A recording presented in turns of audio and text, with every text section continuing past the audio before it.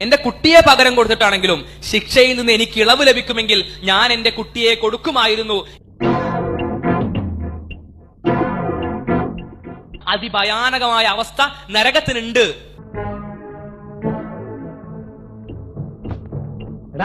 ചെറിയ കോശങ്ങളെ പോലും മനോഹരമായി സംഘടിപ്പിച്ചവൻ, ആ ചെറിയ കോശങ്ങൾക്കുള്ളിൽ പോലും അതിമനോഹരമായി പ്രവർത്തനങ്ങളെ കൂട്ടിയിണക്കിയവൻ, ആ ഓരോ ചെറിയ കോശങ്ങൾക്കുള്ളിലും ഡസൻ കണക്കിന് ചെറിയ ചെറിയ സൂക്ഷ്മമായ വസ്തുക്കളെ ഉണ്ടാക്കിയവൻ, അവയെ സംവിധാനിച്ചവൻ,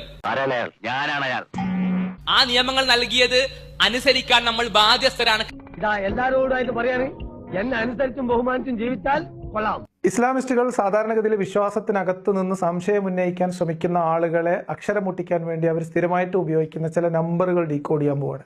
അതിന്റെ ഒരു ആധാരം എന്ന് പറയുന്നത് അൺമാസ്കിംഗ് എത്തീസം എന്ന് പറയുന്ന ഒരു ചാനലിലെ ഒരു യുവ പ്രാസംഗികൻ അദ്ദേഹം നടത്തിയിട്ടുള്ള ഒരു പ്രസംഗത്തിന്റെ ഒരു 10 മിനിറ്റ് വീഡിയോ ആണ്. 13 മിനിറ്റോ 10 മിനിറ്റ് 12 മിനിറ്റുള്ള വീഡിയോ ആണ്.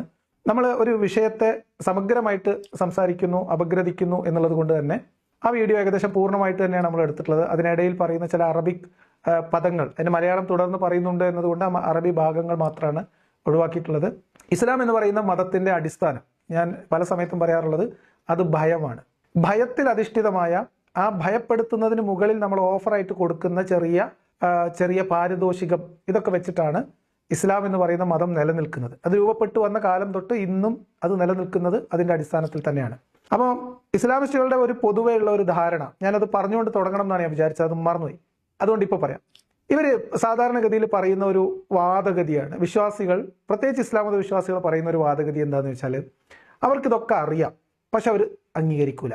എന്തിനെക്കുറിച്ചാണെന്ന് ആലോചിക്കണം. ദൈവത്തെക്കുറിച്ച് ഇസ്ലാം മുന്നോട്ട് വെക്കുന്ന ഒരു ദൈവസങ്കല്പത്തെ ഇസ്ലാം പഠിപ്പിച്ചു തരുന്നതിന് സമാനമായിട്ടുള്ള രീതിയിൽ തന്നെ അത് മനസ്സിലാക്കിയിട്ടുണ്ട് എന്നാണ് ഇവർ പറയാം. അത് മനസ്സിലായിട്ടൊക്കെ ഉണ്ട്, അത് അവർക്ക് അറിയൊക്കെ ചെയ്യാം, പക്ഷെ അത് അവർ സമ്മതിക്കാതിരിക്കുന്നതാണ് എന്നതാണ് ഒരു വാദം. അതൊരു എത്ര ബാലിശമായിട്ടുള്ള വാദമാണെന്ന് ആലോചിച്ച്.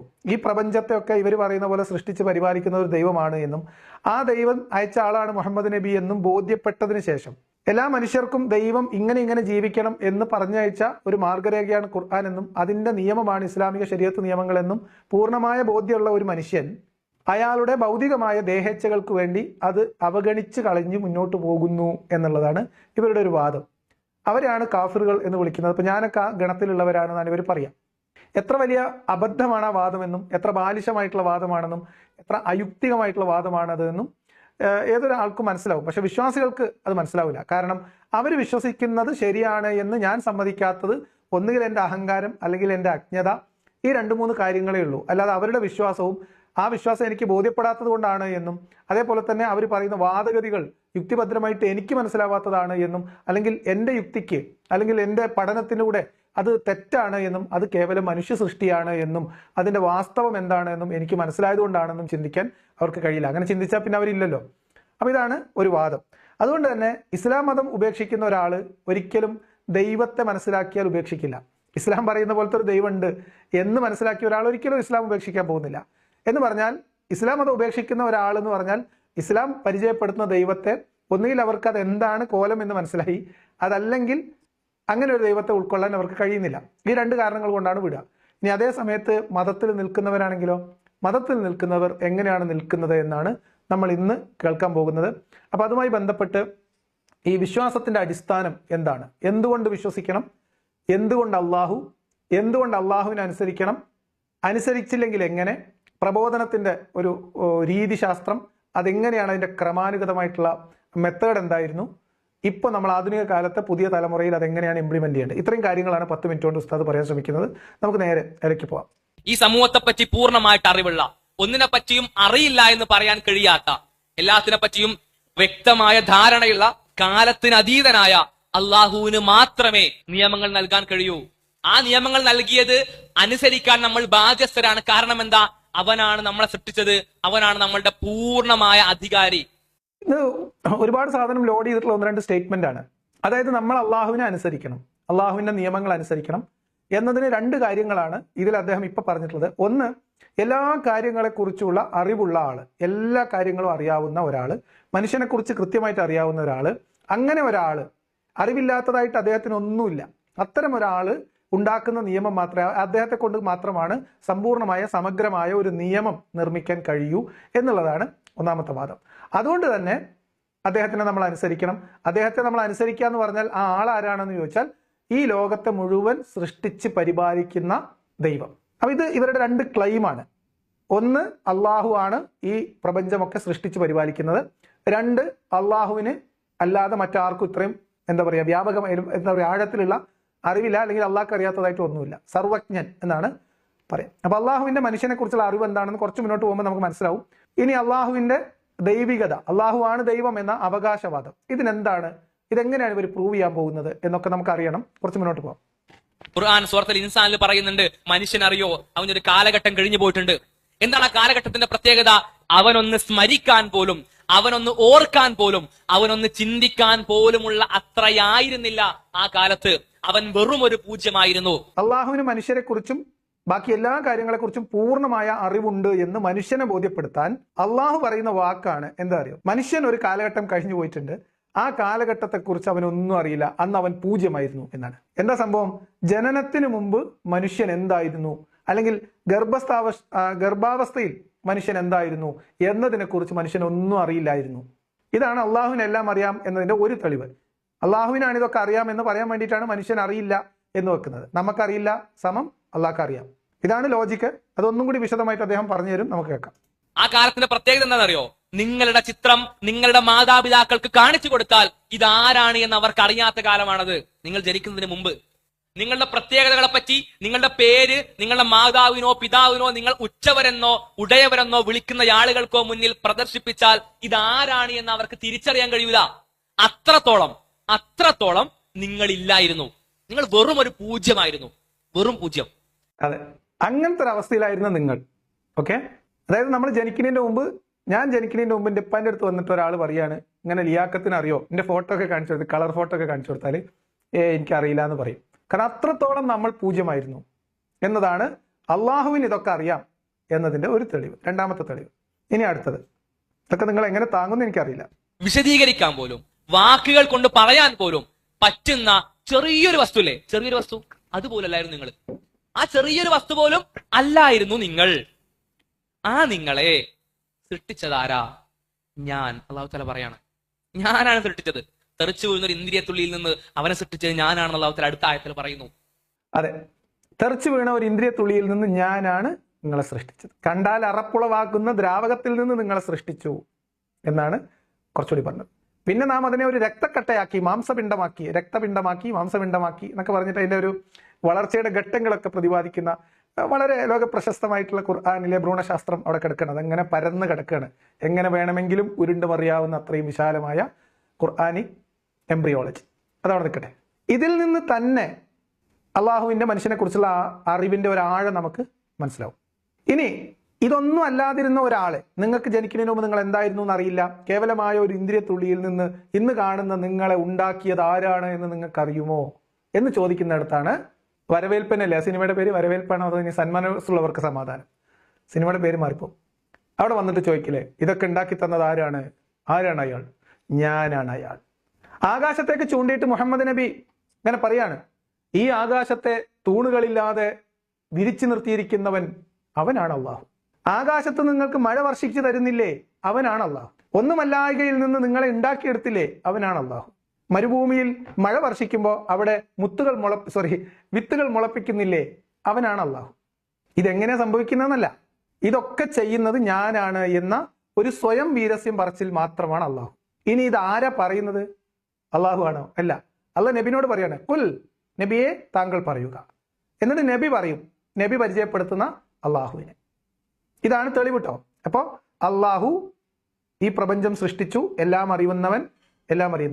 ഇതൊക്കെ ഈ കാണുന്നത്, നിങ്ങളുടെ കണ്ണിന് മുമ്പിൽ കാണുന്നതൊക്കെ ഞാൻ ഉണ്ടാക്കിയതാണ്. ഇതാണ് ക്ലെയിം, വേറൊരു ക്ലെയിമും ഇല്ല. വേറെ ഈ ദൈവത്തെ പരിചയപ്പെടുത്താൻ ഒന്നുമില്ല. ഇതെങ്ങനെയാണ് ഈ അള്ളാഹു ആണ് ഇതൊക്കെ സൃഷ്ടിച്ച് പരിപാലിക്കുന്നതിന് പിന്നിൽ അള്ളയാണ് എന്നുള്ളതിന് എന്ത് തെളിവാണുള്ളതെന്ന് ചോദിച്ചാൽ, അപ്പൊ അവർ ചോദിക്കും, അതല്ലെങ്കിൽ എങ്ങനെ നിങ്ങൾ പറയുന്നു? അള്ളാഹുവിന് സ്വന്തം നിലക്ക് ഈ സൃഷ്ടാവ് എന്ന അവകാശവാദം ഉന്നയിക്കുക എന്നതിനപ്പുറത്തേക്ക് എന്താ പറയുക, എട്ടുകാലി മമ്മൂഞ്ഞ് മാത്രമാണ്, വേറൊരു തെളിവില്ല. ആ നിങ്ങളെ സൃഷ്ടിച്ച് ഒന്നുമല്ലാത്ത നിങ്ങൾക്ക് 37 ലക്ഷം കോടി കോശങ്ങൾ നൽകിയത് ഞാനാണ്. ഒരു മനുഷ്യായുസ് മുഴുവൻ എടുത്താലും നിങ്ങൾക്ക് എണ്ണി തീർക്കാൻ കഴിയാത്തത്രത്തോളം കോശങ്ങൾ നിങ്ങളുടെ ശരീരത്തിലുണ്ട്. ആ ഓരോ ചെറിയ കോശങ്ങളില്ലേ, ആ ഓരോ ചെറിയ കോശങ്ങൾക്കുള്ളിൽ നടക്കുന്ന പ്രവർത്തനങ്ങളില്ലേ, അതുപോലെ നിങ്ങളെ സംബന്ധിച്ച് പൂർണ്ണമായിട്ട് കിട്ടൂല. നിങ്ങൾക്ക് പൂർണ്ണമായിട്ട് നമുക്ക് കിട്ടണ പോട്ടെ, പടച്ചോൻ നിങ്ങൾക്ക് ഇത്രയും കോടിക്കണക്കിന് കോശങ്ങൾ നിങ്ങളുടെ ശരീരത്തിൽ സംവിധാനിച്ചത് ഞാനാണെന്ന് ഖുർആൻ എവിടെ പറഞ്ഞു? അല്ല എവിടെ പറഞ്ഞു? കണ്ടാൽ അറപ്പുളവാക്കുന്ന ദ്രാവകത്തുള്ളിയിൽ നിന്ന് നിങ്ങളെ ഞാൻ സൃഷ്ടിച്ചു. അള്ളാഹ്ക്ക് ആകെ അറിയാവുന്ന ശരീരത്തിനെ കുറിച്ച് അറിയാവുന്ന കാര്യങ്ങൾ, ഒന്ന് ഹൃദയത്തിനകത്തെ മാംസപിണ്ഡം, രണ്ടാമത്തത് തെറിച്ച വൃത്തിഹീനമായ ഒരു തുള്ളി ദ്രാവകം, പിന്നെ ഉള്ളത് രക്തക്കട്ട, പിന്നെ അത് മാംസപിണ്ഡമാകുന്നൊരവസ്ഥ, പിന്നെ ബാഹ്യമായിട്ട് നമ്മളെ കണ്ണ്, കാല്, കാത്, ഇങ്ങനെ നമുക്ക് പുറമേയുള്ള സംഗതികൾ. ഇത് മാത്രമാണ് അള്ളാഹ്ക്ക് അറിയാം. അള്ളാഹ്ക്ക് എന്തെന്ന് ആറ്റം, എന്തെന്ന് പിന്നെ കോശം. അപ്പൊ ഇപ്പൊ അറിയാവുന്ന സയൻസും കൂടിയും അള്ളാഹിന്റെ കക്ഷത്തേക്കാൻ കയറ്റി വെച്ചു കൊടുക്കുകയാണ് ഇവർ ചെയ്യുന്നത്. അള്ള ഈ കോശം എന്നും പിന്നെ മൈക്രോബ്സ് എന്നും അങ്ങനെ സൂക്ഷ്മാണുക്കൾ ഇതിനെക്കുറിച്ചൊന്നും അള്ളാഹ്ക്ക് ഒരു ധാരണയില്ല. കണ്ണിൽ കാണുന്നതിനെ കുറിച്ച് മാത്രമേ അള്ളാഹ് പറഞ്ഞിട്ടുള്ളൂ. പിന്നെ പറഞ്ഞിട്ടുള്ളതൊക്കെ സങ്കല്പങ്ങളാണ്. ഏതുപോലെ ദുൽഖർനൈന് കണ്ടു എന്ത്? സൂര്യൻ ചെളിക്കുണ്ടിലേക്ക് പോയി. ആകാശം കണ്ണുകൊണ്ട് കണ്ടു. അപ്പൊ അതിന്റെ തൂണ് അന്വേഷിച്ചു, കാണുന്നില്ല. അപ്പൊ തൂണുകളില്ലാതെ ആകാശത്തെ ഉയർത്തി നിർത്തിയിരിക്കുന്നത് ആരാണ്? അള്ളാഹു. ഇതാണ് അള്ളാഹു. നിങ്ങൾക്ക് അറിയാത്തതിന്റെ ഒക്കെ ഉത്തരം, അതിന്റെ ഒക്കെ പിന്നിലുള്ള ആള് അള്ളാഹ്. ഇത് മാത്രമാണ് അള്ളാഹു സ്വയം അള്ളാഹുവിനെ കുറിച്ച് പറഞ്ഞതായിട്ട് മുഹമ്മദ് നബി മനുഷ്യരോട് പറഞ്ഞിട്ടുള്ള കാര്യം. അതിന് മുപ്പത്തേക്ക് ഒരു പുതിയ അറിവില്ല എന്ന് മാത്രമല്ല, അള്ളാഹുവിന്റെ അന്നത്തെ കാലത്തെ എല്ലാത്തിനെ കുറിച്ച് അറിയാവുന്ന അള്ളാഹുവിന്റെ മറ്റു ചില അറിവുകളുടെ തെളിവുകൾ കൂടി ഇങ്ങോട്ട് വരും.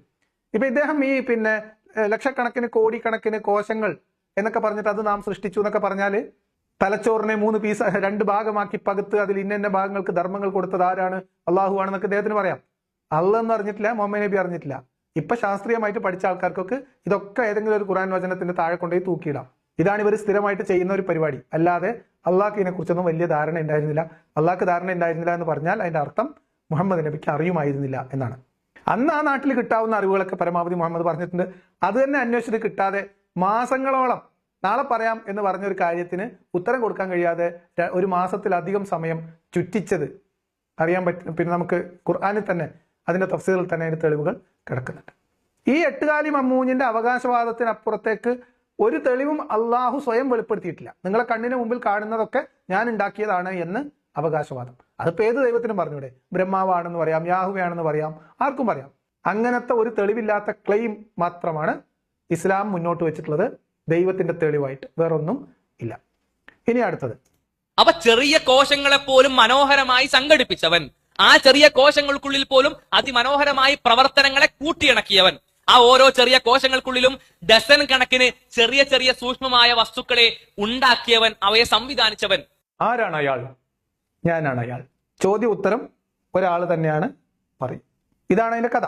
ഇതാണ് ഞാൻ പറയാൻ വന്നത്. ഇനി എങ്ങനെയാണ് ഇസ്ലാമിന്റെ പ്രബോധന കാലം, അതുമായി ബന്ധപ്പെട്ട മറ്റു ചില തെളിവുകൾ അതിലേക്ക് കൂടി കടക്കാം. അതിനു മുമ്പ് മനുഷ്യന്റെ സൃഷ്ടിപ്പുമായിട്ടുള്ള അള്ളാഹുവിന്റെ വിജ്ഞാനത്തിന്റെ ആഴം മനസ്സിലാക്കി തരുന്ന 1-2 ചെറിയ പരാമർശങ്ങൾ കൂടി ഉണ്ട്. അപ്പൊ ഒന്നുമല്ലാത്ത നിങ്ങളെ ഈ രീതിയിൽ വളർത്തിയത് ആരാ? നിന്റെ റബ്ബാണ്, നിങ്ങളുടെ റബ്ബാണ്, നിങ്ങളുടെ റബ്ബായിട്ടുള്ള ഞാനാണെന്ന് അള്ളാഹു തആല പറയുന്നു. ഒന്നുമല്ലാത്ത നിങ്ങൾ എങ്ങനെ ആക്കിയത് അള്ളയാണ്. നമ്മുടെ കമന്റ് ബോക്സിൽ നോക്കിയാൽ അറിയാം. ലിയാഖത്തെ, നീ ഇങ്ങനെ ഇരുന്ന് സംസാരിക്കുന്നില്ലേ? നിനക്ക് ഈ സംസാരിക്കാനുള്ള കഴിവ് തന്നത് ആരാണ്? അള്ളാഹു. നമ്മൾ മൗസ് ഇങ്ങനെ ക്ലിക്ക് ചെയ്യുന്നില്ലേ? ഈ ക്ലിക്ക് ഇങ്ങനെ ചെയ്യാൻ വേണ്ടി നമ്മളെ വിരലനക്കാനുള്ള കഴിവ് തന്നത് ആരാണ്? അള്ളാഹു. ഇതാണ് അള്ളാഹ്, വേറെ തെളിവൊന്നുമില്ല. എന്നാൽ ഈ കഴിവുകളൊക്കെ തന്ന് ഇതൊക്കെ സംവിധാനിച്ചത് അള്ളാഹു ആണ് എന്നതിന് എന്തെങ്കിലും തെളിവുണ്ടോ? ഈ അവകാശവാദം അല്ലാതെ ഒരു തെളിവില്ല. ഒരു തെളിവില്ല. അള്ളാഹു എന്ന ദൈവത്തിന്, അല്ലാഹു എന്ന പ്രപഞ്ച സൃഷ്ടാവിന് സ്വന്തം നിലക്ക് ഒരു തെളിവും ഇല്ല. തെളിവ് വട്ടപൂജ്യം. ആ പടച്ചവൻ പറയുന്ന അവന്റെ നിയമങ്ങൾ അനുസരിക്കാതിരിക്കാൻ, അവൻ പറയുന്ന കാര്യങ്ങൾ സ്വീകരിക്കാതിരിക്കാൻ എന്ത് എന്ത് എന്ത് ന്യായമാണ് അവന്റെ മുന്നിൽ നമുക്ക് നിരത്താൻ കഴിയുക? നമുക്ക് ഇന്ന കാര്യങ്ങൾ ഉണ്ടായതുകൊണ്ട് ഞങ്ങൾക്ക് ആ നിയമം പറ്റൂല എന്ന് പറയാൻ എന്താണ് പടച്ചവന്റെ മുന്നിൽ വെക്കാൻ പറ്റുക? അങ്ങനെ വെക്കാൻ പറ്റുന്ന എന്ത് അവസ്ഥയും എന്ത് ന്യായമാണ് നമ്മുടെ കയ്യിലുള്ളത്? അതിന് ആദ്യം നിങ്ങളെ ക്ലെയിം നന്നാവണം എന്നുള്ളതാണ്. ഒരാളുടെ നിയമം ഇങ്ങനെയുള്ള അള്ളാഹു ആണ്, ആ അള്ളാഹു എന്ന് ബോധ്യപ്പെടുത്തി തന്നാൽ മതി. അതുകൊണ്ടാണ് ഇന്നത്തെ വീഡിയോന്റെ ടൈറ്റിൽ നമ്മൾ ഇട്ടത്. ഇതൊക്കെ ചെയ്യുന്നവൻ അള്ളാഹു ആണ് എന്ന് സ്വന്തം നിലക്ക് തെളിവ് തന്ന് ബോധ്യപ്പെടുത്തൂ. അപ്പൊ അതനുസരിക്കും, അപ്പൊ നമ്മൾ വിശ്വസിക്കും. സ്വന്തം നിലക്ക് അള്ളാഹുവിന്റെ തെളിവ് വേണം. ഇതല്ലാതെ ആകാശത്ത് നിങ്ങൾക്ക് മഴ വർഷിക്കുന്നു, ഞാനാണ്. മരുഭൂമിയിൽ മഴ പെയ്യുമ്പം വിത്തുകൾ മുളക്കുന്നു, അത് ഞാനാണ്. ബദർ യുദ്ധത്തിൽ ആളുകൾ ആക്രമിക്കുമ്പം ആളുകൾ വാളുകൊണ്ട് വീശുമ്പോൾ തല അറ്റു വീഴുന്നു, വീശിയത് നിങ്ങളാണെങ്കിലും പിന്നെ വെട്ടിയത് ഞാനാണ്. അള്ളാഹ് പറയുന്നു. അസുഖങ്ങൾ, പേമാരികൾ, ദുരന്തങ്ങൾ, കോവിഡ്, ഇതൊക്കെ തന്നത് അതും ഞാനാണ്. ഇവിടെ എന്ത് സംഭവിക്കണം അതൊക്കെ ഞാനാണ്. ഇതല്ലാത്ത ഒരു തെളിവില്ല. എന്നാൽ ഇത് ഇങ്ങനെ അള്ളാഹു ആണ് ഇതൊക്കെ ചെയ്യുന്നത്, ഇതിന്റെ പിന്നിൽ അള്ളാഹു ആണ് എന്നതിന് എന്തെങ്കിലും തെളിവുണ്ടോ? ഒരു തെളിവും ഇല്ല. ഈ കുറച്ചുകൂടി പോയിട്ട് ആ കാര്യങ്ങൾ ഒന്നുകൂടി പറയാം. നമ്മളെ പറ്റി ഏറ്റവും കൂടുതൽ അറിയുന്നത് പടച്ചവനാണ്. ഇത്രത്തോളം മനുഷ്യനെ സൃഷ്ടിച്ച, ഇത്രത്തോളം സൂക്ഷ്മമായി മനുഷ്യനെ സംവിധാനിച്ച പടച്ചവനേക്കാൾ കൂടുതൽ മനുഷ്യനെ പറ്റി ആർക്കെങ്കിലും അറിയോ? ഇല്ല. ഈ നിയമങ്ങൾ ഉണ്ടാക്കുന്ന വേറൊരു ആളുകൾക്ക് അറിയോ മനുഷ്യനെ പറ്റിയിട്ട്? അപ്പൊ ഇതൊക്കെ എന്തിനാ പറയുന്നത് വെച്ചാൽ ഇസ്ലാമിലെ നിയമം നമ്മൾ അനുസരിക്കണം.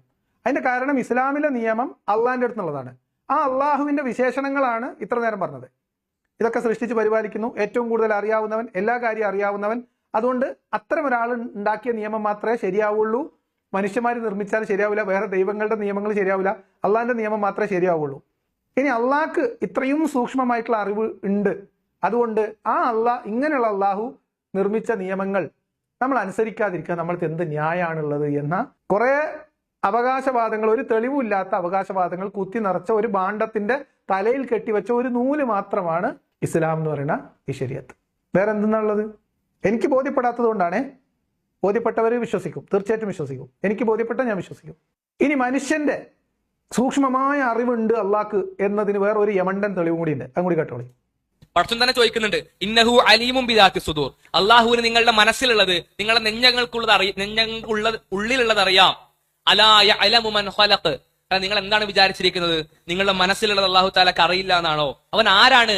മൻ ഖലഖ്. നിങ്ങളെ പടച്ചവനാണ് അവൻ, നിങ്ങളെ സൃഷ്ടിച്ചോണാണ് അവൻ. വഹുവ ലത്തീഫുൽ ഖബീർ. നിങ്ങളെ സൃഷ്ടിച്ചോണാണെന്ന് മാത്രമല്ല, നിങ്ങളെ പറ്റി സൂക്ഷ്മമായി ലത്തീഫാണ്, ഖബീറാണ്. അത്രയും ചെറുതായിട്ട് പോലും പടച്ചവൻ അറിയുകയും ചെയ്യും. അതെ, നിങ്ങളുടെ മനസ്സിലുള്ളത് അള്ളാഹ്ക്ക് അറിയില്ല നിങ്ങൾ വിചാരിക്കുകയാണോ? ഈ ആയത്തുകളൊക്കെ അവതരിക്കുന്ന സന്ദർഭം വളരെ രസകരമാണ്. മുനാഫിക്കുകളുടെ, അതായത് ഇതിനകത്ത് ആരൊക്കെയോ ഗതികേട് കൊണ്ട് അല്ലെങ്കിൽ ദുരുദ്ദേശത്തോടു കൂടി കൂടെ കൂടിയ ആൾക്കാർ ആരൊക്കെ ഉണ്ടോ എന്നൊരു സംശയം, സ്വന്തം നിഴലിനെ പോലും സംശയത്തോടെ കാണാൻ തുടങ്ങുന്ന ഒരു പ്രത്യേക സാഹചര്യത്തിൽ മുഹമ്മദ് നബി അവതരിപ്പിക്കുന്നതാണ്. അതായത് നിങ്ങൾ മുനാഫിക്കാണോ, നിങ്ങൾ കപടവിശ്വാസിയാണോ, ആണെങ്കിൽ അള്ളാഹ്ക്ക് അറിയട്ടോ, അള്ളാഹ്ക്ക് നിങ്ങളെ നെഞ്ചകത്തിനിരിക്കുന്നത് കാണാൻ പറ്റും എന്നാണ്. ഇവിടെ ഇദ്ദേഹം മനസ്സ് എന്ന് പറയുന്നുണ്ട്. ഈ മനസ്സെന്താണെന്നറിയോ? ഹൃദയം. എന്തുകൊണ്ടാണ് ഞാൻ ഹൃദയം എന്ന് പറയുന്നത്? ഖുർആനിൽ വളരെ വൃത്തിയായിട്ട് പറഞ്ഞിട്ടുണ്ട്. നെഞ്ചിൻ കൂടിനകത്ത്, എല്ലുകൾക്കകത്ത് സുരക്ഷിതമായിട്ട് കിടക്കുന്ന മാംസപിണ്ഡമാണ്. ആ ഒരു മാംസപിണ്ഡമുണ്ട്. മനുഷ്യന്റെ സൂക്ഷ്മമായ അറിവാണ് മനുഷ്യനെ കുറിച്ചുള്ള, ഇതൊക്കെ സൃഷ്ടിച്ച് പരിപാലിക്കുന്ന അള്ളാഹുവിന്റെ സൂക്ഷ്മമായ മനുഷ്യനെ കുറിച്ചുള്ള അറിവാണ്. നിങ്ങളുടെ നെഞ്ചിൻ കൂടിനകത്ത് ഒരു മാംസപിണ്ഡമുണ്ട്.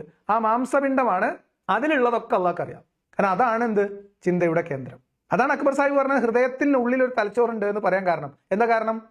പടച്ചോൻ ചിന്തയുടെ കേന്ദ്രമായിട്ടും നമ്മളുടെ ചിന്തയും മനനവും നമ്മളുടെ സ്വഭാവവും മനസ്സും ഒക്കെ ഹൃദയമായിട്ടാണ് പരിഗണിച്ചിട്ടുള്ളതും ഖുർആനിൽ അങ്ങനെ തന്നെ പറഞ്ഞിട്ടുള്ളതും.